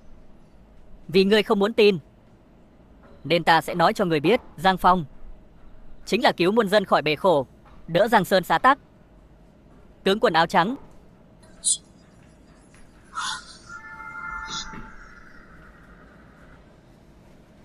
Không thể. Không thể nào. Tuyệt đối không thể. Đúng vậy công chúa. Ai ở Thông Châu mà không biết Giang Phong là một tên công tử bột vô dụng, làm sao hắn có thể là tướng quân áo trắng? Câm miệng. Ngươi thông đồng với giặc bán nước, tàn sát gia quyến liệt sĩ, có luật pháp quốc gia trừng trị, bản cung không thèm nói nhảm với ngươi. Nhưng Trường Thục, ta với ngươi vốn tình như tỉ muội, ta không muốn ngươi mê muội không tình. Ta nên tiếp tục gọi ngươi là Giang công tử, hay là đổi gọi là tướng quân áo trắng? Ta không biết cô đang nói gì. Các nạn nhân đang xem phim tải kịch ngắn xuyên Dù ta không biết tại sao ngươi lại không muốn thân phận tướng quân áo trắng, nhưng Thương Lan bệnh nặng cần thuốc mạnh. Chỉ có thân phận tướng quân của ngươi mới có thể giúp Thương Lan cường thịnh, để bách tính an cư. Tướng quân, ngày đó quân Mạnh Bắc rút lui, treo bên hông ngươi nửa viên long ngọc đâu rồi?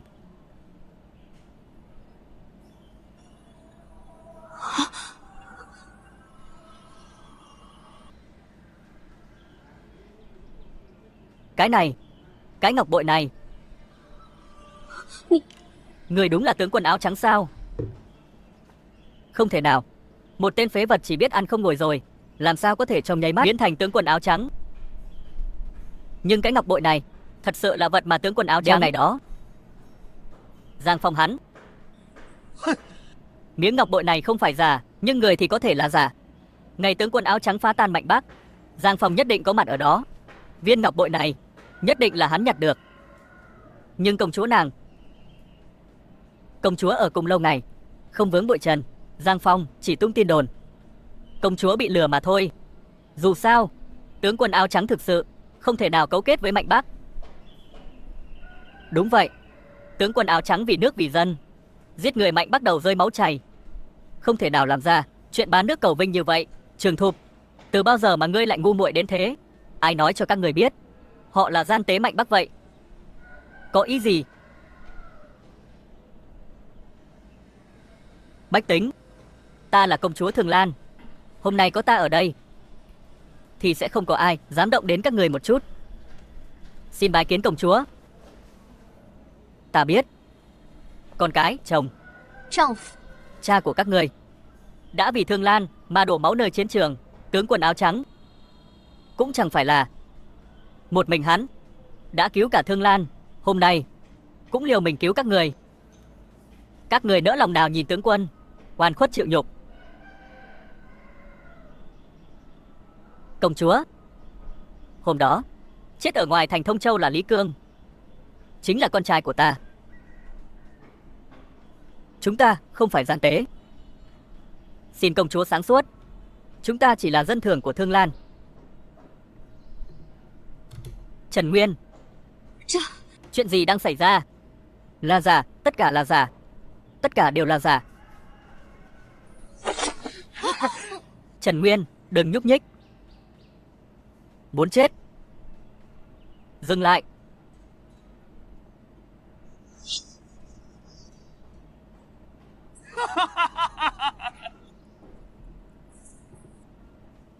Cha, chuyện giết hại những người dân này có để lộ ra ta không? Cha, những người hôm nay phải chết hết. Nếu không thì bao nhiêu năm nay chúng ta tính toán.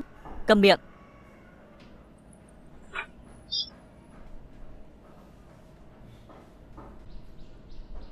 Thừa tướng, đây là gì?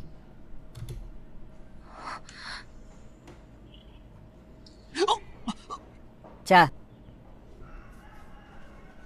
tại sao?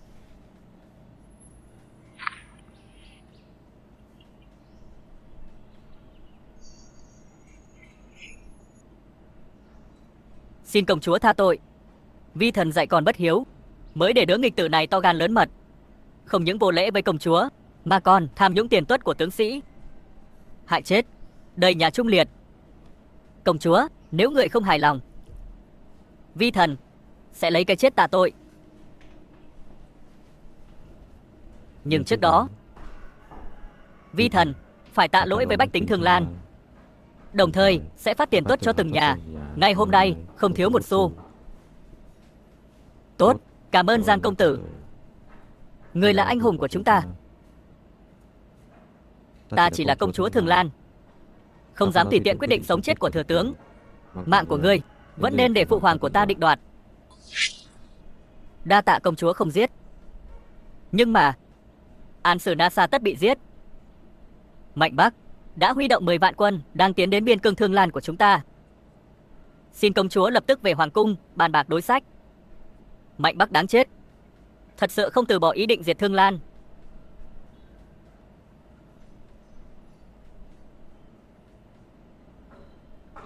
Giang Phong, ngươi thật sự là tướng quân áo trắng sao? Đúng vậy, ta là tướng quân áo trắng đó. Cô cũng là tướng quân áo trắng. Ý là gì? Vì nước vì dân. Người theo đại nghĩa, người hướng về ánh sáng, đều là tướng quân áo trắng.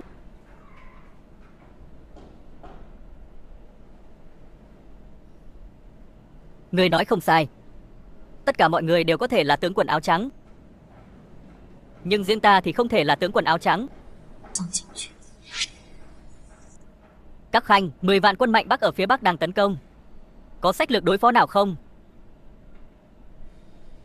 Tâu bệ hạ, muốn chống giặc ngoài trước hết phải yên trong. Trong năm nay, Thương Lan ta không nên xảy ra chiến loạn. Theo lão thần thấy, cách tốt nhất hiện nay chính là nhượng bộ 6 thành trì trong phạm vi trăm dặm của Thông Châu, bồi thường cho Mạnh Bắc, gà công chúa của triều đình, đình chiến với Mạnh Bắc, rồi từ từ tính sau. Vớ vẩn, người dám nói vậy sao? 6 thành trì trong phạm vi trăm dặm là nơi trú ngụ của hàng vạn dân chúng, là dân chúng của ta. Một khi rơi vào tay giặc, ta sợ sẽ không còn một người sống sót. Đúng vậy, gà công chúa thì càng vô lý. Tâu hoàng thượng, thần tuy đã già, nhưng nguyện được khiên quan tài ra trận, quyết tử chiến với Mạnh Bắc. Thề chết không hàng. Thân tán thành. Ngụy lão tướng quân, lòng hào hiệp của ngươi vẫn không giảm sút so với năm xưa. Chúng ta khâm phục. Nhưng bây giờ ở Thương Lan của chúng ta chỉ có 3 vạn tướng sĩ, làm sao có thể đối mặt với 10 vạn đại quân Mạnh Bắc kia? Ngụy lão tướng quân, người có mấy phần thắng đây? Hoàng thượng, trận này tuyệt đối không thể đánh. Chỉ có nghị hòa cắt đất bồi thường gả công chúa mới có thể giữ được nền móng của Thương Lan. Thương Lan 68 tòa thành, 30 triệu dân, trải qua trăm năm mưa gió, ở trên lưng ngựa, dưới mũi dao mới đánh đổi được. Triều đại qua triều đại chưa từng có việc cắt đất bồi thường gà con cầu hòa nhục nhã. Trần thừa tướng, Các quan trong triều, các người có muốn để hoàng thượng mang tiếng muôn đời không? Các người có muốn để hoàng thượng mang tiếng muôn đời không? Tốt, tiểu huynh đệ nói hay lắm. Tên tiểu tử kia là ai mà dám xông vào hoàng cung, nói năng bừa bãi, làm nhục quần thần? Người đâu, đuổi hắn ra ngoài cho ta. Đây là phò mã của bổn công chúa, ta xem ai dám động thủ. Công chúa? Cô nói thật sao? Sao, làm phò mã của bổn công chúa? Người ấm ức lắm sao? Giang Phong. Chưa từng nghe qua cái tên này. Giang Phong à, chỉ là một tên công tử bột ở Thông Châu, bị Võ An Quân hủy hôn, chỉ là một tên phế vật. Tiểu tử Giang Phong, theo ý của ngươi là muốn khai chiến với 10 vạn đại quân mạnh Bắc sao? Hoàng thượng không chỉ muốn đánh, mà còn muốn đánh đến cùng, chảm thảo trừ căn. Hoàng thượng, vạn vạn không thể. Lão già ngươi, ta đã nhịn ngươi lâu lắm rồi. Là quan viên của Thương Lan, ngày ngày trong đầu chỉ nghĩ để làm sao để giúp giặc phản đuổi ổng tay áo, trong bụng đàn bà tìm thái bình. Trăm năm mưa gió của đại thương, sao lại nuôi dưỡng ra loại xương mềm như ngươi? Ngoài thành Thông Châu, 3.000 tướng sĩ, máu nhuộm biên cương, xác không còn nguyên vẹn, các ngươi đều quên rồi sao? Lễ tế, làm nhục anh hùng, giết hại mẹ già vợ con của anh hùng, các ngươi đều mù cả rồi sao? Đám già các ngươi, miệng thì nói vì đại lương, vì bách tính, mở miệng ra là cắt đất bồi thường, gà công chúa của triều đình ta. Thật bất hạnh, thật nực cười.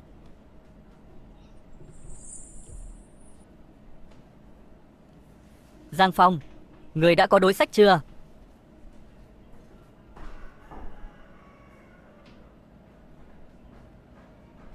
Hoàng thượng, thiên tử thủ quốc môn, quân vương tử xá táp, quân tốt táng xa trường, nhi nữ Tuẫn Giang Sơn. Xứ sở thành trì của Thương Lan là của người Thương Lan chúng ta. Nếu có ai dám giơ tay cướp thì giết chúng. Không chừa, giết.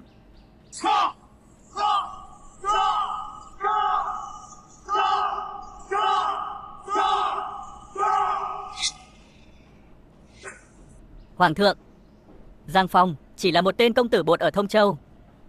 Lời nói và hành động của hắn rất nhẹ, không biết thực lực của nước ta đại thương bây giờ, lại còn khơi mào chiến tranh, thật là làm loạn triều cương, đáng tội chết. Hoàng thượng, danh dự quốc gia vẫn luôn nằm trên lưỡi kiếm. Hòa bình trăm năm cũng luôn nằm trong tầm bắn của nọ mạnh. Giang Phong, đây chính là chiến tranh, không phải 3 câu 2 lời là có thể quyết định thắng bại. Mạnh Bắc, đó là 10 vạn đại quân, đều không phải là đồ bỏ đi. Chưa đánh đã nhận thua, đây chính là phong cách của thừa tướng. 10 vạn quân ông hợp, Giang Phong thậm chí còn không thèm để mắt tới. Khẩu khí lớn thật.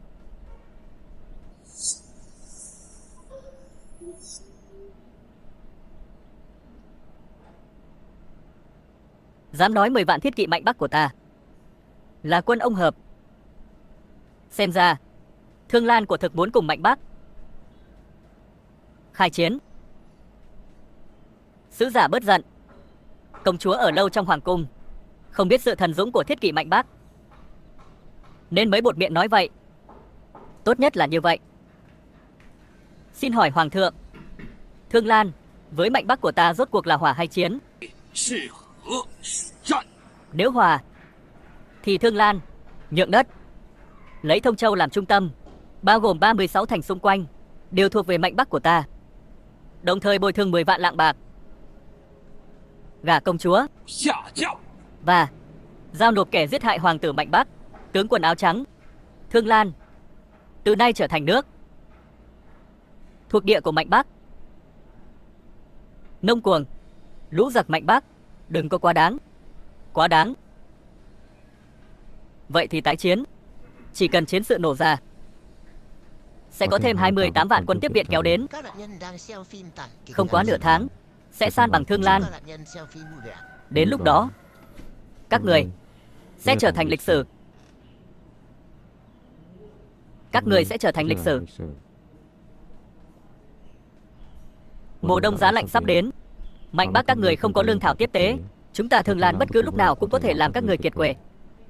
Còn về viện binh, Các người có nỡ để người khác chia sẻ chiến lợi phẩm với mình không? Nửa tháng nữa sẽ san bằng Thương Lan. Thật là không biết trời cao đất rộng. Dũng sĩ mạnh Bắc chúng ta sống chết không từ. Không có gì có thể ngăn cản 10 vạn thiết kỵ của ta san bằng Thương Lan. Ta không tin ngươi.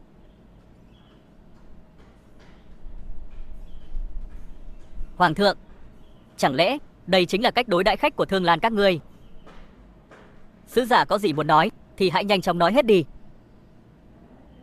Tên nhóc này nói không sai. Chúng ta của thật không muốn chia sẻ trái ngọt chiến thắng cho người khác. Nên theo lệnh của thủ lĩnh, nếu Thương Lan muốn liên minh cũng được, nhưng muốn đồng hành cùng ta trên mọi phương diện của Mạnh Bắc phải so tài. Nếu như Mạnh Bắc ta thắng thì Thương Lan nhượng đất, bồi thường, gả công chúa. Nếu Thương Lan thắng, chúng ta lập tức rút quân và cúi đầu xưng thần. Hoàng thượng, bọn giặc Mạnh Bắc quỷ kế đa đoan, chúng dám tự tin đưa ra yêu cầu như vậy chắc chắn là có chuẩn bị mà đến. Chẳng lẽ lão tướng quân còn có lựa chọn nào khác? So tài chỉ bằng mấy mánh khóe vặt của các ngươi, muốn so tài với ta cái gì không ngoài mục đích tăng cơ hội ta ra tay. Nói đi, ngươi muốn thi cái gì? Đua ngựa, phá trận, xin thần. Đua ngựa, phá trận, xin thần. Hoàng thượng, vạn vạn không nên. Mạnh Bắc tướng sĩ từ nhỏ đã lớn lên trên lưng ngựa. Kỹ thuật cưỡi ngựa của họ không phải tầm thường. Không phải chúng ta có thể chống lại. Xin thần, càng khó như lên trời. Cho dù là phá trận, cũng cần vô số tướng sĩ bỏ mạng, đắp thành đống. 3 trận đại chiến là cơ hội cuối cùng chúng ta dành cho các ngươi. Nếu như các người không đồng ý thì hãy đầu hàng sớm đi. Giang Phong, 3 trận đại chiến với Mạnh Bắc thực sự là có chuẩn bị mà đến. Chúng ta, Thương Lan hiện cần tướng quần áo trắng, vậy thì ta lại có lý do làm mọi người thất vọng. Ta nhận lời 3 trận đại chiến. 3 ngày sau, ta nhất định sẽ khiến bọn giặc Mạnh Bắc thua trận thảm hại. Trẻ danh con, ngươi dựa vào đâu mà tự ý hứa hẹn? Dựa vào đâu mà đại diện cho Thương Lan? Giang Phong không được hành động thiếu suy nghĩ. Mạnh Bắc đưa ra 3 trận so tài này đều là những thứ chúng ta ở Thương Lan không giỏi. Hoàng thượng, Vũ An Quân nói có lý.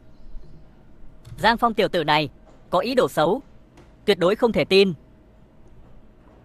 Sống mà không chết thì thành giặc, còn chưa so tài đã chịu thua. Nhường đất bồi thường, gả con cầu hòa. Rốt cuộc là ai có ý đồ xấu? Ngươi. Phụ hoàng, Giang Phong tuy hành sự phóng khoáng, nhưng tuyệt đối sẽ không đánh trận mà không nắm chắc phần thắng. Thần nữ tin tưởng hắn vô điều kiện. Được, cứ theo lời sứ giả vậy. 3 ngày sau tiến hành tỷ thí. Chỉ hy vọng đến lúc đó Thương Lan có thể chịu thua.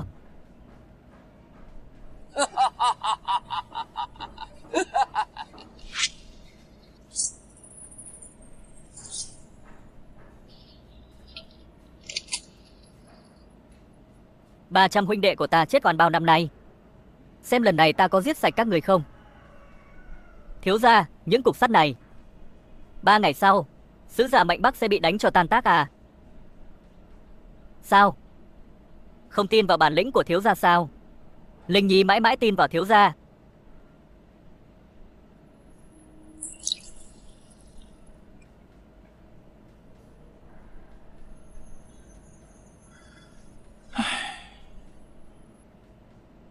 Thiếu gia, người hình như đã thay đổi, phải không? Phù tổ đồ, làm sao còn trứng lành? Không có nước thì lấy đâu ra nhà? Linh Nhi không hiểu. Ta chỉ biết Nơi có thiếu gia mới là nhà.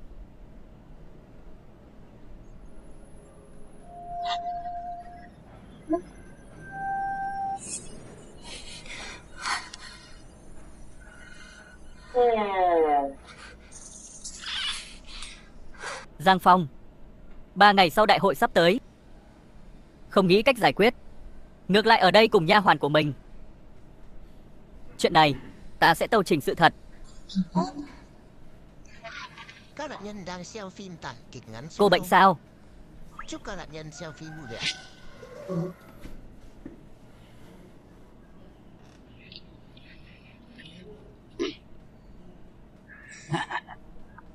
Hoàng thượng, thiết kỵ mạnh bắc của ta đã chuẩn bị xong.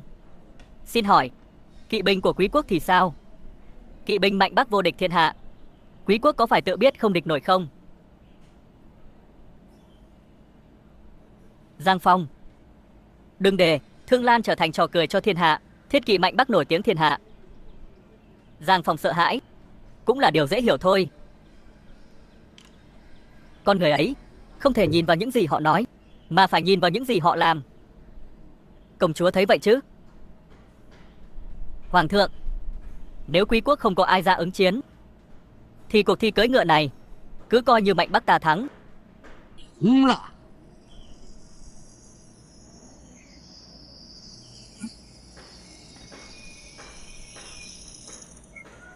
Tính là các người thắng. Nói gì mà hổ lang chi tử, sợ ta đến vậy sao? Người Thương Lan các người thật thú vị. Mang hy vọng gửi gắm vào thằng nhóc con này.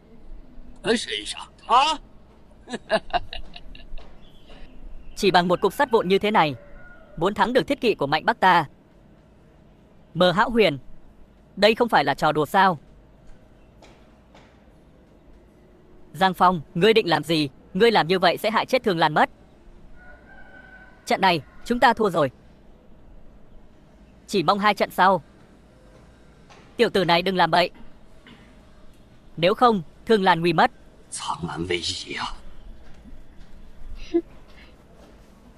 Ai thắng ai thua, thi đấu rồi sẽ biết. Chỉ sợ một lát nữa có người mất mặt. Ngươi. Được, vậy thì ta sẽ cho ngươi chết một cách rõ ràng. Bắt đầu đi.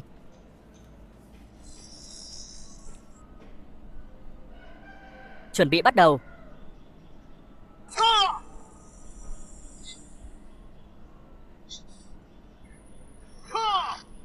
Giang Phong, ngươi còn đứng ngây ra đó làm gì? Mau đuổi theo. Làm gì? Tất nhiên là tự biết không địch nổi, nên bỏ cuộc thôi. Ngựa của mạnh bắc ta thiên hạ vô địch. Tiểu tử, ngươi sợ đến không dám động, cũng là điều dễ hiểu. Chỉ là cuộc so tài này còn chưa bắt đầu, các người đã thua rồi. Thật đáng thương cho loài kiến. Ngươi sủa cái gì? Người của ngươi đã đến đích chưa, thằng nhóc? Hoàng thượng, ta thấy Giang Phong nhất định là gian tế của mạnh bắc. Hắn muốn giết chết Thương Lan ta.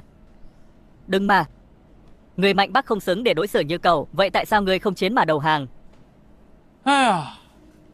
Bởi vì con ngựa què quặt của chúng thậm chí không cần ta phải dùng hết sức. Nghe lời, để cho chúng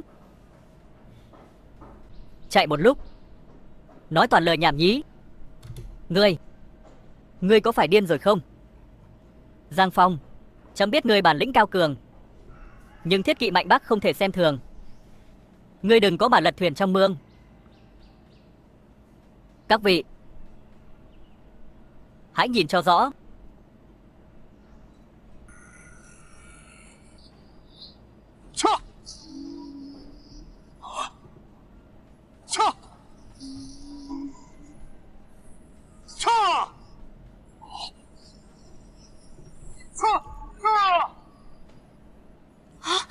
Cái gì?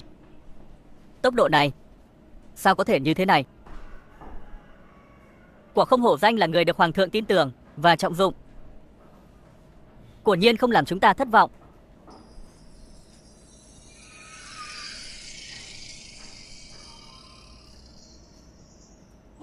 Thiết kỵ mạnh Bắc. Chỉ có vậy thôi. Không thể nào. Tuyệt đối không thể nào. Chỉ một đống sắt vụn thế này, làm sao có thể thắng được bảo mã của mạnh Bắc chúng ta? Giang Phong, đây là cái gì vậy? Mà lại có thể hơn cả ngựa mạnh Bắc, bảo mã ta cưỡi. Còn lợi hại hơn. Phụ hoàng, báu vật của Giang Phong thật nhiều. Của là trời phù hộ cho đại thương quốc ta. Có được khối sắt này thì kỵ binh phương Bắc chẳng là gì cả. Hoàng thượng, các vị đại thần, vật này gọi là xe mô tô. Có thể đi vạn dặm một ngày mà không cần sửa chữa gì cả. Là ta đây, tùy tay chế ra một món đồ chơi nhỏ, không đáng nhắc đến.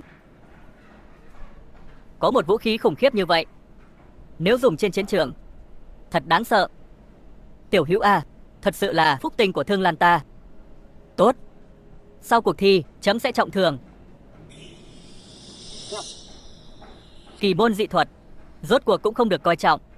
Cuộc thi đầu tiên chỉ là món khai vị mà thôi. Ta không tin những cuộc thi tiếp theo các người có thể chiến thắng trận kim cương của mạnh Bắc ta.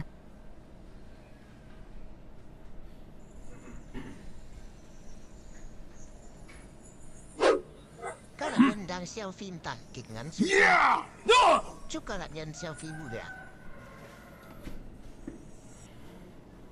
Thương Lan phá trận kim cương mạnh Bắc chỉ trong nháy mắt. Một trận chiến nhỏ. Thật sự nghĩ rằng nỏ của ta là đồ ăn chay sao?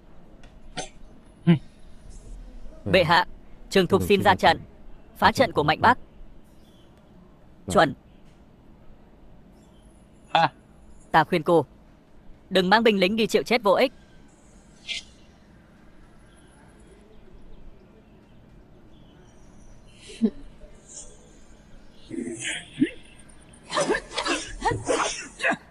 Giang Phong, 4 người mạnh Bắc này trông có vẻ rất lợi hại. Trường Thục có thể phá trận của họ không? Cả công chúa cũng đã nhìn ra sự lợi hại của người mạnh Bắc. Vậy thì đáp án chẳng phải đã rõ ràng rồi sao? Vậy thì ngươi giúp Trường Thục đi. Không vội, Diệp Trường Thục tính tình kiêu ngạo, bướng bỉnh, nếu bây giờ ta giúp nàng chắc chắn sẽ bị nàng nói là thừa nước đục thả câu. Hay để nàng chịu chút khổ sở rồi hãy đến. Cũng tốt.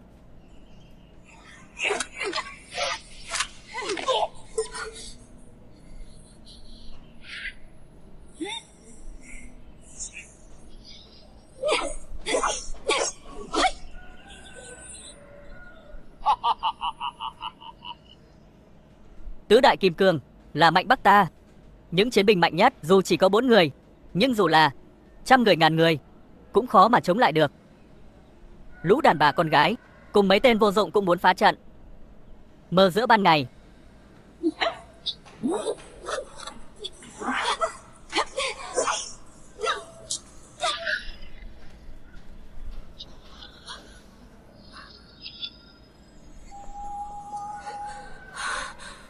Nếu như tướng quân áo trắng ở đây, trận kim cương có thể phá dễ như trở bàn tay, sao đến lượt bọn giặc mạnh Bắc ở đây kiêu ngạo.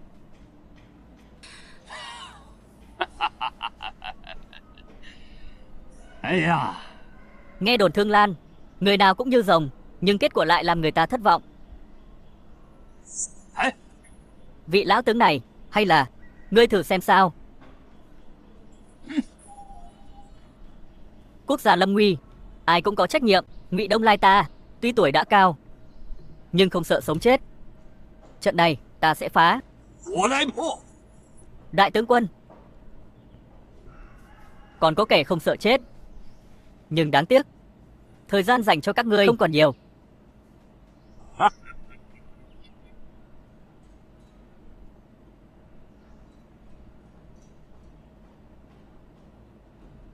Lão tướng quân dừng bước. Một trận pháp nhỏ như thế này không cần ngài phải ra tay, để tiểu bối thuận tay phá cho ngài xem. Cậu bé bề ngoài thì ngông, thực chất thì giấu tài. Nếu mà chết trong tay lũ giặc này thì là tổn thất của Thương Lan. Ta già rồi, cuối cùng cũng có thể làm chút gì đó cho Thương Lan, chết cũng đáng. Cảm tạ Ngụy lão tướng quân yêu mến. Tiểu tử này thụ sủng nhược kinh, chỉ bất quá Thể diện của đại quốc Thương Lan không phải dựa vào cái chết không cần thiết để đổi lấy. Người có nắm chắc có thể phá vỡ dễ dàng. Tốt, lão phu sẽ cùng ngươi cùng nhau phá trận. Ta một mình là đủ.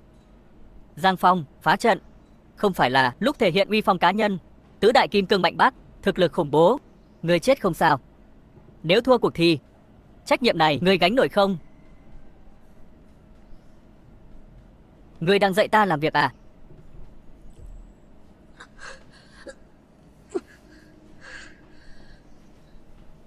Hôm nay, nếu ngươi thực sự có thể phá vỡ trận kim cương này, Linh Nhi,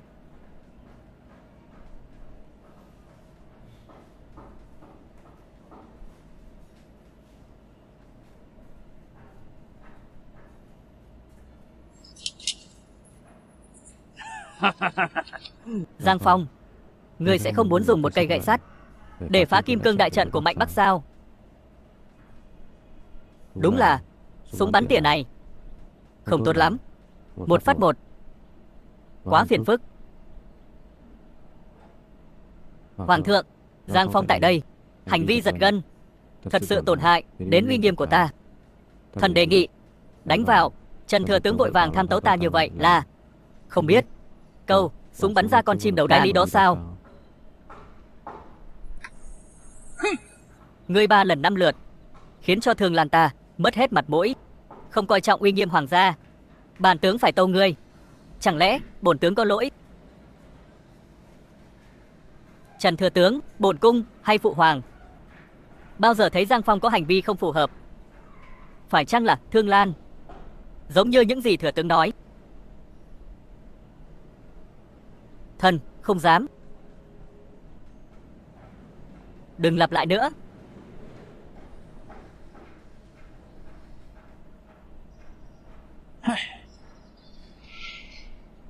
Giang Phong, bảo bối của ngươi đâu? Lấy ra đi. Giết bọn giặc Mạnh Bắc này. Công chúa, ngươi nên cẩn thận lời nói. Như thế này khiến ta có chút sợ hãi. Các nạn nhân đang xem phim tản kịch ngắn xuyên không. Chúc các nạn nhân xem phim vui vẻ. Giang Phong, công chúa, một nén nhang sắp đến rồi. Trận này nếu chúng ta thua, tình cảnh của chúng ta sẽ trở nên vô cùng bị động. Các người còn tưởng mình có thể phá trận sao?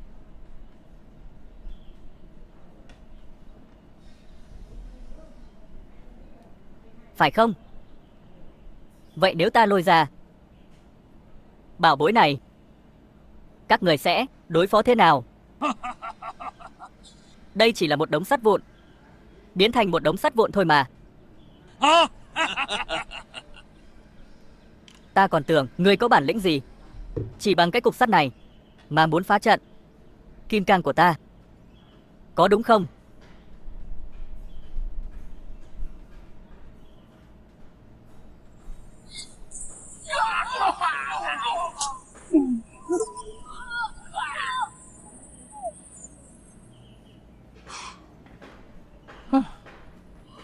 Cái này không thể nào. 4 tên kim cang này đều không đủ để ta đánh. Này, sứ giả, hay là ngươi tự mình ra thử xem? Nãy ngươi rõ ràng động một tí, làm sao có thể đều giết hết bọn chúng? Nói bậy, ta rõ ràng thấy Giang Phong căng cơ, mặt mày méo mó. Chẳng lẽ như vậy mà không gọi là động? Đây, thần tích, quả là thần tích. Giang Phong quả nhiên là cứu tinh của Thương Lan. Khiêm tốn, khiêm tốn, khiêm tốn. Đây chỉ là những việc ta có thể làm cho Thương Lan, nhưng có một số người dường như vẫn không tin tưởng ta. Hay là các người hãy thử sức mạnh vũ khí của ta. Giang Phong, đừng có đùa nữa. Lũ nhu nhược này làm sao chịu nổi ngươi hành hạ? Phải. Giang Phong, ta đã biết lũ giặc Mạnh Bắc này làm sao có thể là đối thủ của ngươi được. Để đền đáp việc ngươi giúp Thương Lan, tối nay bổn công chúa sẽ đích thân vào bếp để nấu ăn cho ngươi. Công chúa, nếu cô muốn hại ta thì cứ nói thẳng, đừng vòng vo Tam Quốc, được không? Giang Phong, tìm hoa vấn liễu Phong lưu là ngươi, mưu lược quyết đoán, xoay chuyển càn khôn cũng là ngươi. Lời đồn không sai, nhưng ngươi lại là quân tử giấu mình. Chỉ là vì sao ngươi lại lừa cả ta? Giang Phong, đúng là trời cao, ban cho trẫm một vị thần binh. Hoàng thượng quá khen, nếu không phải Mạnh Bắc ngàn dặm đưa đầu người, ta nào có cơ hội thể hiện bản thân. Trận đấu kết thúc, thắng bại đã định. Xin hỏi sứ giả, bao giờ lui binh, ngày nào hướng về Thương Lan ta? Cúi đầu xưng thần. Cúi đầu xưng thần. Không thể, tuyệt đối không thể. Mạnh Bắc ta đánh dẹp các nước xung quanh, chưa từng thất bại. Nhất định là ngươi gian lận. Mạnh Bắc gian tặc, lão phu nhìn các người đã lâu, đã nói 3 ván 2 thắng, thua rồi mà lại không chịu nhận. Thương Lan, dân chúng yếu đuối, tướng sĩ vô năng, làm sao có thể so sánh với Mạnh Bắc của ta? Bây giờ Thương Lan, Biên Cương đóng quân 10 vạn quân, ta cho dù không thừa nhận thì thế nào? Từ nay về sau, khả hãn của Mạnh Bắc ta mới thực sự là người được trời định, vương của thiên hạ.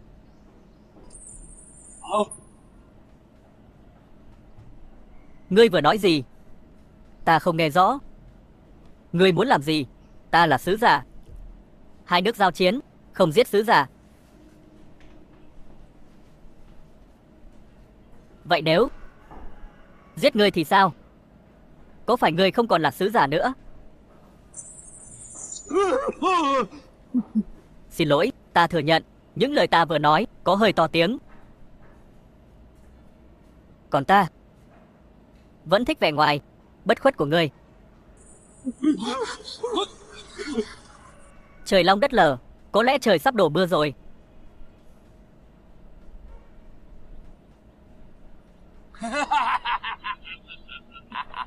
Thiên mệnh, đây mới là thiên mệnh thực sự. Sự tồn tại của Hoàng gia Thương Lan đến ông trời cũng không thể chịu nổi, giáng xuống hình phạt. Thiên tài giáng thế, chẳng lẽ trẫm không xứng đáng làm hoàng đế Thương Lan? Thật sự, ngay cả trời cao cũng muốn diệt trẫm. Ngay cả trời cao cũng đứng về phía ta. Giang Phong, phụ vương của ta, thật sự không xứng đáng làm hoàng đế của Thương Lan sao?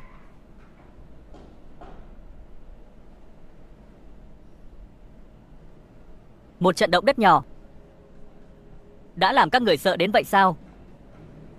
Động đất là gì? Cái gọi là động đất chính là vỏ trái đất sau khi nhanh chóng sản sinh năng lượng thì nhanh chóng phản ứng tạo ra chấn động, khiến cho các màng kiến tạo trên trái đất va chạm và ép vào nhau, tạo ra các vết nứt và rung động. Bệ hạ, động đất là hiện tượng tự nhiên, không liên quan gì đến ngài, không cần phải tự trách mình. Các nạn nhân đang xem phim tản kịch ngắn xuyên không. Động đất nhảm nhí gì chứ, còn năng lượng nữa. Trái đất thật là một lũ nói bậy. Chẳng lẽ các người đều quên cuộc thi thứ 3, đó chính là mời thần? Chẳng lẽ tất cả đều là do các người làm lúc nãy? Đúng vậy, tất cả những gì xảy ra lúc nãy đều là do chúng ta. Xin mời lang thần giáng thế, trừng phạt Thương Lan. Lang thần Mạnh Bắc thật sự có thể khuấy động thiên đạo. Thương Lan ta làm sao có thể chống lại? Kính xin lang thần thu hồi thần thông. Kính xin lang thần thu, đứng lên. Ai cho phép các người trước lũ giặc Mạnh Bắc? Giang Phong, người muốn chết, đừng kéo chúng ta theo. Lang thần trừng phạt thế nhân, không phải người có thể chống lại. Nếu bọn giặc Mạnh Bắc có thể dễ dàng triệu hồi lang thần trừng phạt thế gian, chúng ta đã sớm trở thành mồi ngon trong miệng chúng rồi. Đó là lang thần vĩ đại, muốn cho các người cơ hội sống, phải không? Vậy nếu ngươi đã nói như vậy thì ta sẽ mời lang thần của các người ra, hỏi thẳng trước mặt nó, xem thử có đúng như vậy không.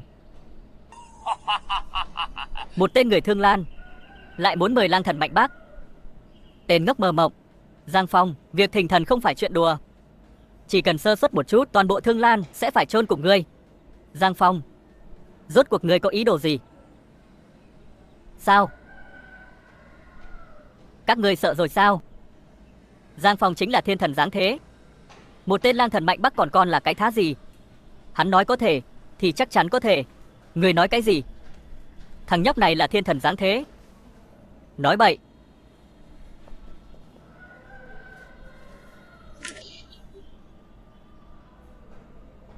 Hương thơm nồng nặc, soi sáng cả đất trời. Đốt hương thơm ngát. Xuyên, trời. Mạnh Bắc sao dám tàn sát bách tính, xâm phạm Thương Lan, buộc tội Giang Phong.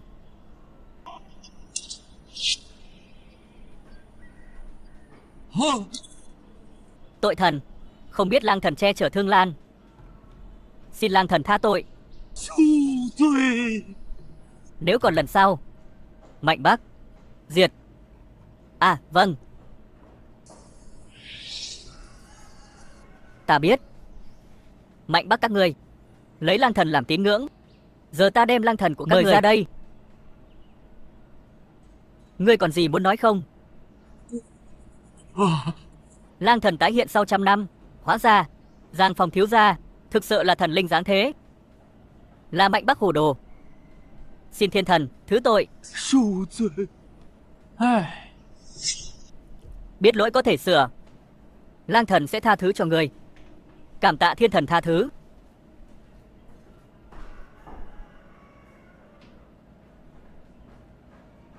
Hoàng thượng, 3 trận đại chiến chúng ta thua tàn tác, nhưng thua giới. Tay Giang Phong thiếu gia một vị thần như thế, chúng ta không thiệt. 3 ngày sau, toàn bộ kỵ binh rút lui hết và cắt 100 dặm thảo nguyên để đền bù. Sớm nộp quốc thư đầu hàng, nhất định dâng lên.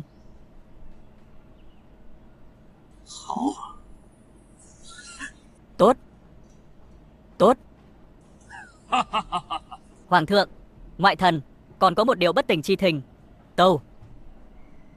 Giang Phong thiếu gia là thiên thần giáng thế, ngay cả lang thần cũng phải đích thân đến. Ngoại thần hy vọng Giang Phong thiếu gia có thể cùng ngoại thần đến Mạnh Bắc, trở thành vua của Mạnh Bắc.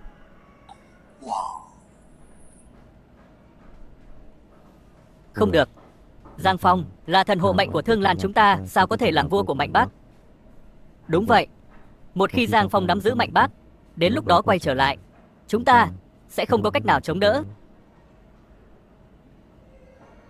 Giang Phong, Người nghĩ thế nào?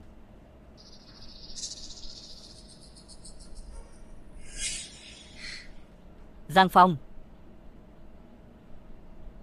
ngươi có thể vì ta mà ở lại không? Này, ta không đi, ta không đi. Ai thích đi thì đi. Ngươi muốn cút thì cút nhanh đi. Ngươi có tin không? Ta lấy súng bắn người đấy. Ngoại thần cáo lui.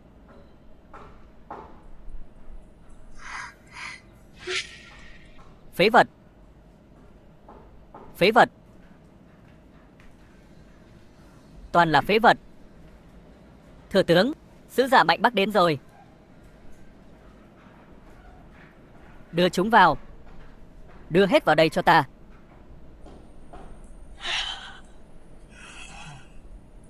Nguyên Nhi, yên tâm. Cha sẽ không để con chết oan. Tất cả những kẻ đã làm hại con, cha nhất định sẽ bắt bọn chúng xuống dưới kia đền mạng cho con. Trần thừa tướng,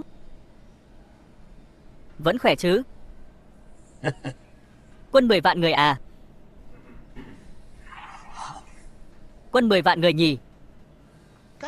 Cuối cùng chỉ để 3 trận đấu đánh bại. Nhục nhã. Nhục nhã quá.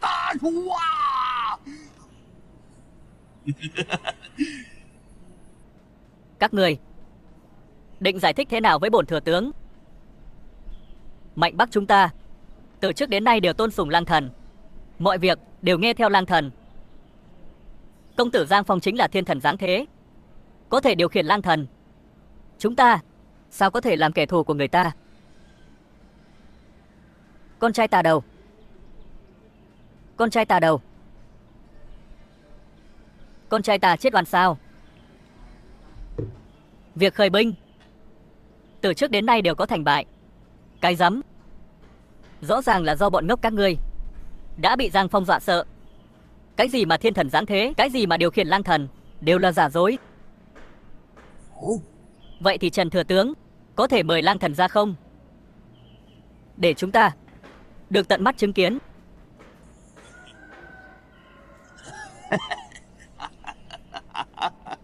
Bản thân ta không có bản lĩnh như Giang Phong.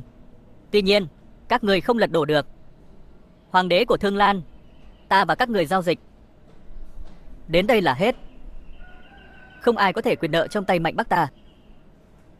Ta vẫn khuyên Trần thừa tướng sẽ đáp ứng cho ta những lương thực và tiền bạc như đã hứa. Nếu không thì sao? Nếu không, Trần thừa tướng, việc bán nước cầu Vinh, ta sẽ kể mọi chuyện ngươi làm với hoàng đế.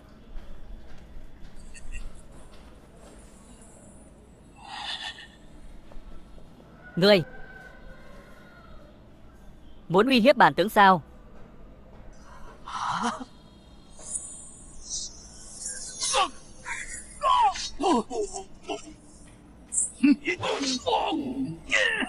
Ngươi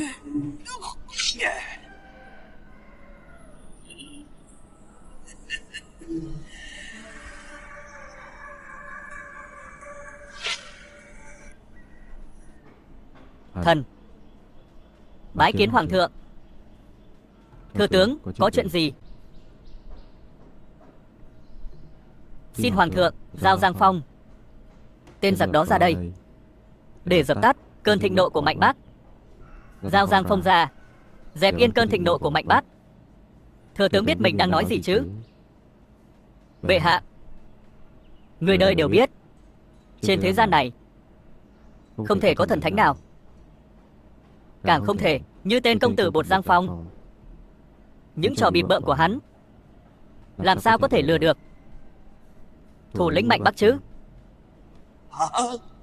Cho nên, người muốn chấm giao một công thần đã cứu vãn Thương Lan trong cơn nguy cấp để cho Mạnh Bắc xử lý. Đúng rồi, toàn lời vô nghĩa. Trước khi thần đến đã nhận được tin Mạnh Bắc liên kết với 5 nước lân bang, số quân đã vượt quá 30 vạn rồi. Bất cứ lúc nào cũng có thể xâm chiếm Thương Lan của chúng ta. Xin hỏi, một khi chuyện này xảy ra, Thương Lan của chúng ta có thể chống đỡ được không? Người đang uy hiếp chấm. Điều này thần không dám. Thần chỉ mong hoàng thượng vì tương lai của đại thương, vì bách tính thiên hạ, vì ngôi vị của chính mình mà suy nghĩ. Thật là một kẻ đại nghĩa dân tộc. Nếu chậm nói cho người biết, Giang Phong chính là tướng quân áo trắng đã đẩy lùi 10 vạn quân địch ở ngoại thành Thông Châu. Gì cơ? Ngày đó ở ngoài thành Thông Châu, Giang Phong chỉ một mình đã đánh tan 10 vạn quân Mạnh Bắc, đánh lui quân địch 300 dặm. Bây giờ, cho dù Mạnh Bắc liên minh với 5 nước xung quanh, xâm chiếm lần nữa, thì sao? Họ chỉ là linh hồn dưới lưỡi dao của Giang Phong. Nhưng Giang Phong là một công tử bột ở Thông Châu, mọi người đều biết. Hoàng thượng, chẳng lẽ ngài lấy danh nghĩa tướng quân đã chết để uy hiếp kẻ thù sao? Trần Kiêu, ngươi cho rằng trẫm lấy việc tồn vong của quốc gia ra đùa với ngươi sao? Hoàng thượng, đã như vậy, càng nên giao Giang Phong ra. Danh tướng quân ở Thương Lan xuống tới người dân bình thường đã coi như thần thánh rồi. Tiếng tăm của hắn đã vượt xa hoàng thượng. Người không sợ hắn công cao lấn chủ sao? Hay là người muốn hắn trở thành họa căn diệt vong của hoàng tộc Thương Lan sao?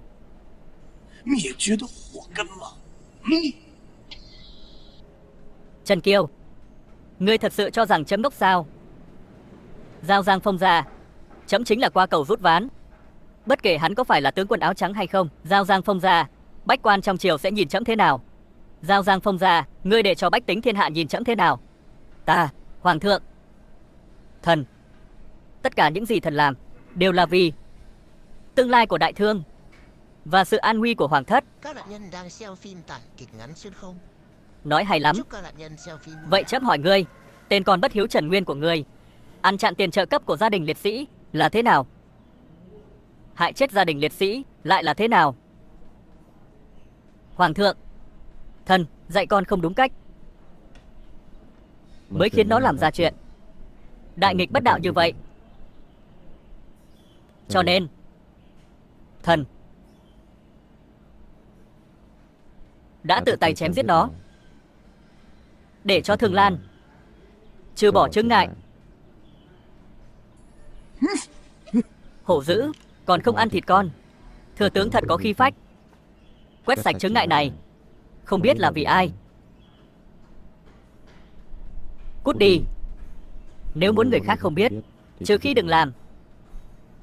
Trần Kiêu, đừng tưởng người khác không biết người đang nghĩ gì.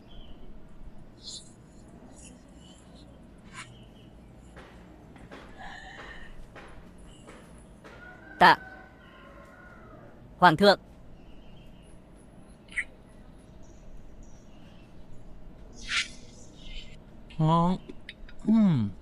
Giang Phong, người đánh giá thế nào về Trần Nguyên? Có dũng, không mưu. Vậy sao hắn dám thông địch? Chỉ một mình hắn thì không dám.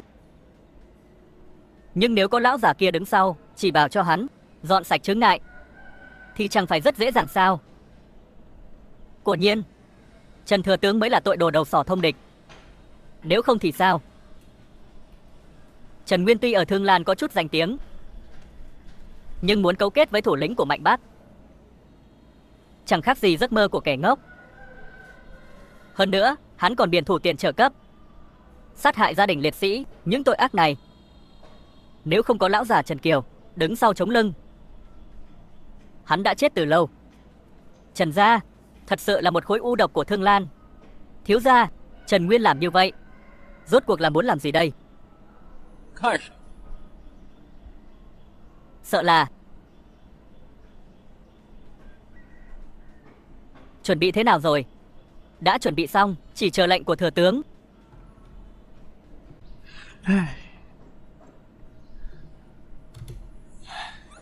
Gió nổi rồi. Bản thừa tướng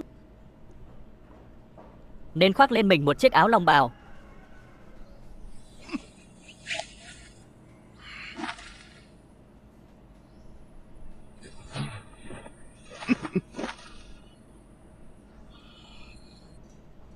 Hắn làm vậy sợ rằng muốn tự mình làm hoàng đế. Cái gì?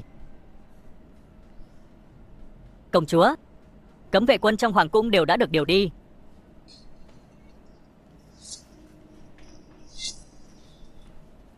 Báo. Phản rồi, Trần Kiêu phản rồi. Người nói gì? Trần Kiêu phản rồi, cấm vệ trong hoàng thành đã được điều đi hết. Bây giờ Trần Kiều đã dẫn quân vây chặt hoàng thành. Hoàng thượng, mau đi. Đi. Hoàng thượng, bây giờ thế cục đã mất. Người nên ở lại, đợi Trần Thừa Tướng lên ngôi. Biết đâu sẽ tha cho người một mạng. Lão già, người nói gì? Hoàng đế nghe lời kẻ khác, khiến cho Thương Lan rơi vào cảnh nguy nan. Mạnh Bắc xâm lược từ phía Bắc, thiên hạ sẽ trở thành địa ngục trần gian. Có một hoàng đế như vậy, sớm muộn gì cũng sẽ hại chết cả Thương Lan.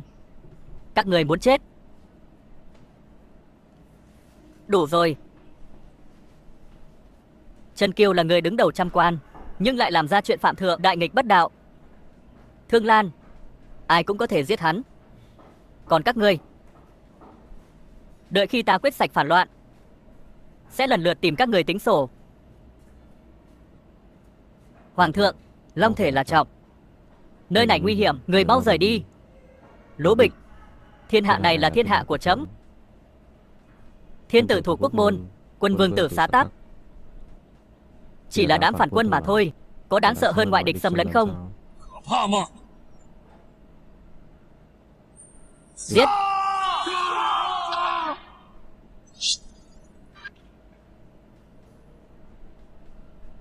Quả nhiên vẫn phải dùng đến. Người thay trẫm đi một chuyến, giao mật chiếu này cho Giang Phong. Nói với hắn, một khi trẫm xảy ra chuyện ngoài ý muốn, Giang Sơn này chính là Giang Sơn của Giang Phong. Điều kiện duy nhất của trẫm là phải lập Liên Nguyệt làm hậu, để ba người bọn họ thành thân. Vâng.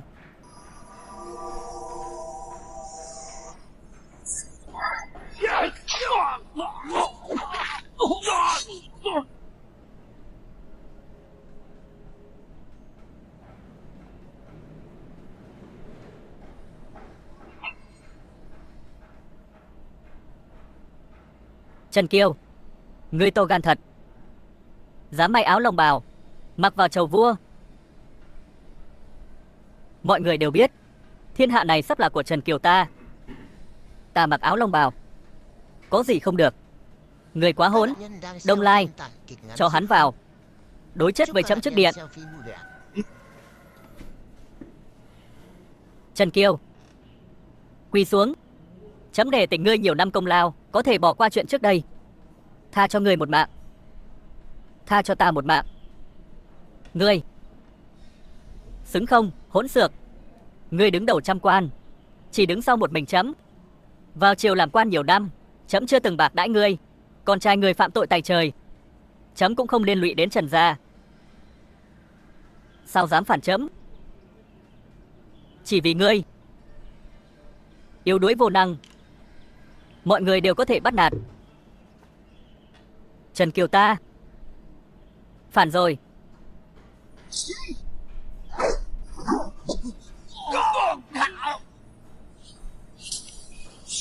Phản tặc. Trần Kiêu, ngươi to gan lắm. Chỉ một mình ngươi cũng dám chống đối ta. Bản tướng đối mặt với 10 vạn quân mạnh Bắc cũng không hề lùi một bước. Chỉ mấy tên phế vật như các ngươi, ta chỉ cần lật tay là giết được. Ta khuyên ngươi nên nghe theo lệnh của bệ hạ, có thể giữ được mạng sống. Thật là không biết điều. Một tên bại tướng cũng dám làm nhục ta. Muốn chết.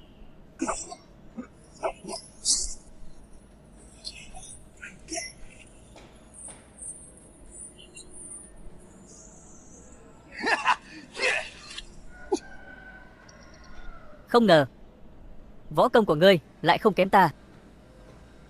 Ngươi cũng xứng làm đối thủ của bổn thừa tướng sao? Tướng quần áo trắng, đây chính là khoảng cách giữa Trường Thục và ngươi.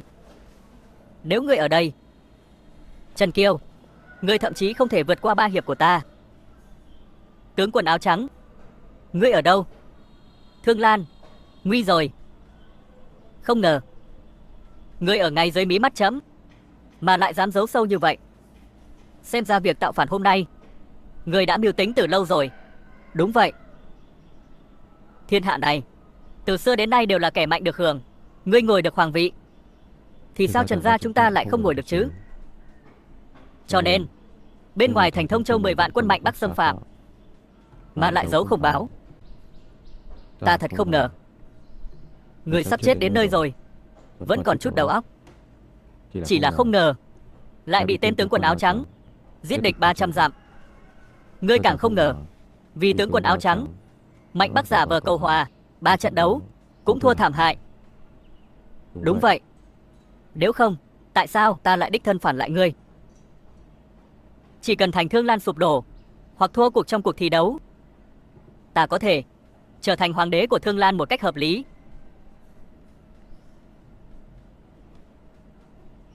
Ta có thể đẩy lùi mạnh Bắc 300 dặm, cũng có thể chỉ bằng một mình thắng 3 trận đại chiến. Ngươi dựa vào cái gì mà cho rằng mình có thể đăng cơ như ý, làm hoàng đế chứ? Giang Phong, ai cho phép các người tới đây?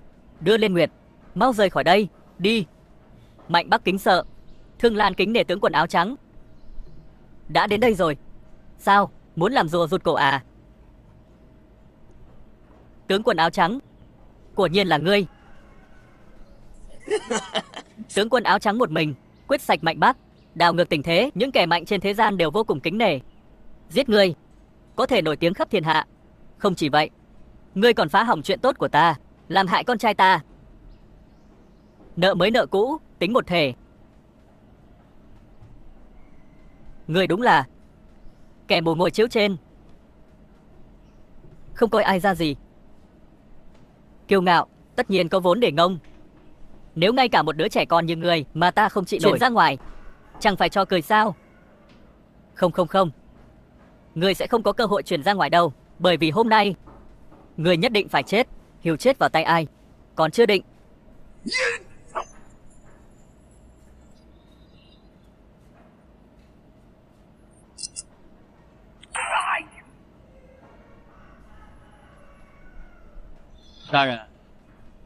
Thời thế đã đổi. Đây là thủ đoạn gì? Nói ngươi cũng không hiểu. Ngươi có di ngôn gì không? Thì nói sớm đi, ta sẽ tiễn ngươi lên đường sớm. Đê ngàn dặm, sụp đổ vì hang kiến. Bản tướng đánh trận không thắng, thật không ngờ lại thua dưới tay tên nhóc này. Biết thế đã ra lệnh lúc đầu ở Thông Châu, đáng lẽ phải để Nguyên Nhi giết người. Thực vậy, đáng tiếc thật. Không đáng tiếc. Trước khi khởi binh, ta đã sai người đưa thư đến các tướng sĩ biên quan, lấy cớ mưu phản, để điều các tướng sĩ biên quan đi. Ngươi nói xem, nếu Mạnh Bắc biết được chuyện này, các nước lân cận sẽ thừa cơ mà hành động. Trần Kiêu, dù sao thì ngươi cũng là người Thương Lan, sao ngươi có thể làm ra chuyện tàn nhẫn như vậy? Một tướng thành danh, vạn cốt khô. Huống hồ, ta đã thất bại. Không sao, hãy để cả Thương Lan chôn cùng ta.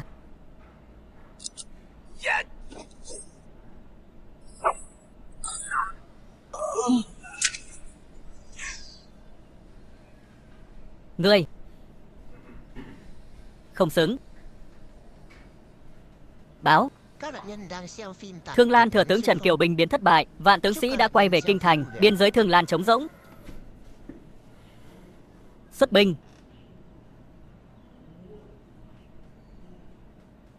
Tuyên chỉ. Phụng Thiên thừa vận. Hoàng đế chiếu viết, giang phong lui giặc ngoài, dẹp loạn trong, cứu muôn dân khỏi nước sôi lửa bỏng, cứu xã tắc khỏi nguy nan. Nhưng loạn ngoại khó dẹp, 5 nước ở phía bắc đem quân đánh xuống, biên cương Thương Lan nguy rồi. Chấm thiết phong giang phong, binh mã đại nguyên soái trưởng quản Thương Lan tam quân, xuất chinh bình tạp, khâm thử.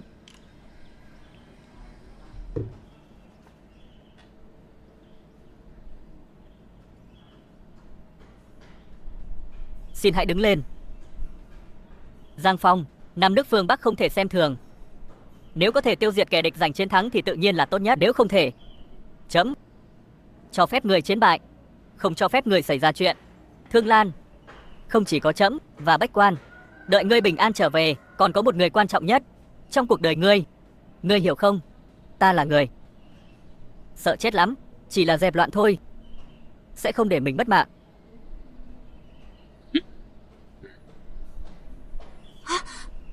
Tướng quân, cô đây là Trường Thục ngu muội, thật sự cho rằng tướng quân áo trắng vẫn luôn ở bên ta, thậm chí nói lời cay đắng, tự tay chặt đứt duyên phận của chúng ta.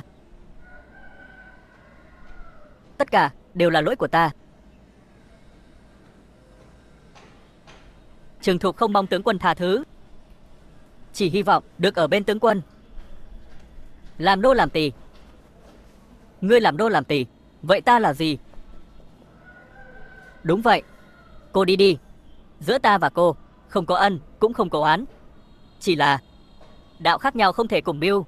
Đương nhiên cũng không cần phải làm gì cho ta hoặc thay đổi điều gì. Có những chuyện một khi đã bỏ lỡ thì không thể quay đầu lại.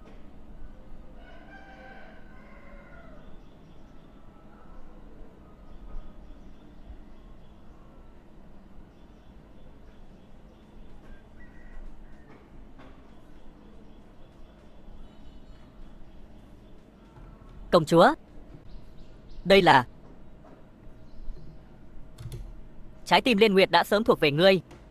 Chuyến đi này không biết khi nào trở về. Nếu ngươi không về, Ta sẽ mặc áo vải dẫn đường, giữ cho ngươi cả đời. Nếu ngươi trở về, ta sẽ mặc áo đỏ đón chào, suốt đời không bỏ. Được.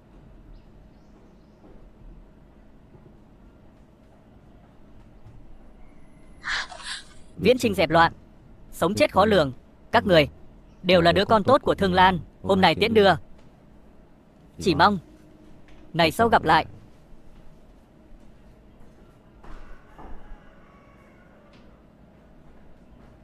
Giết.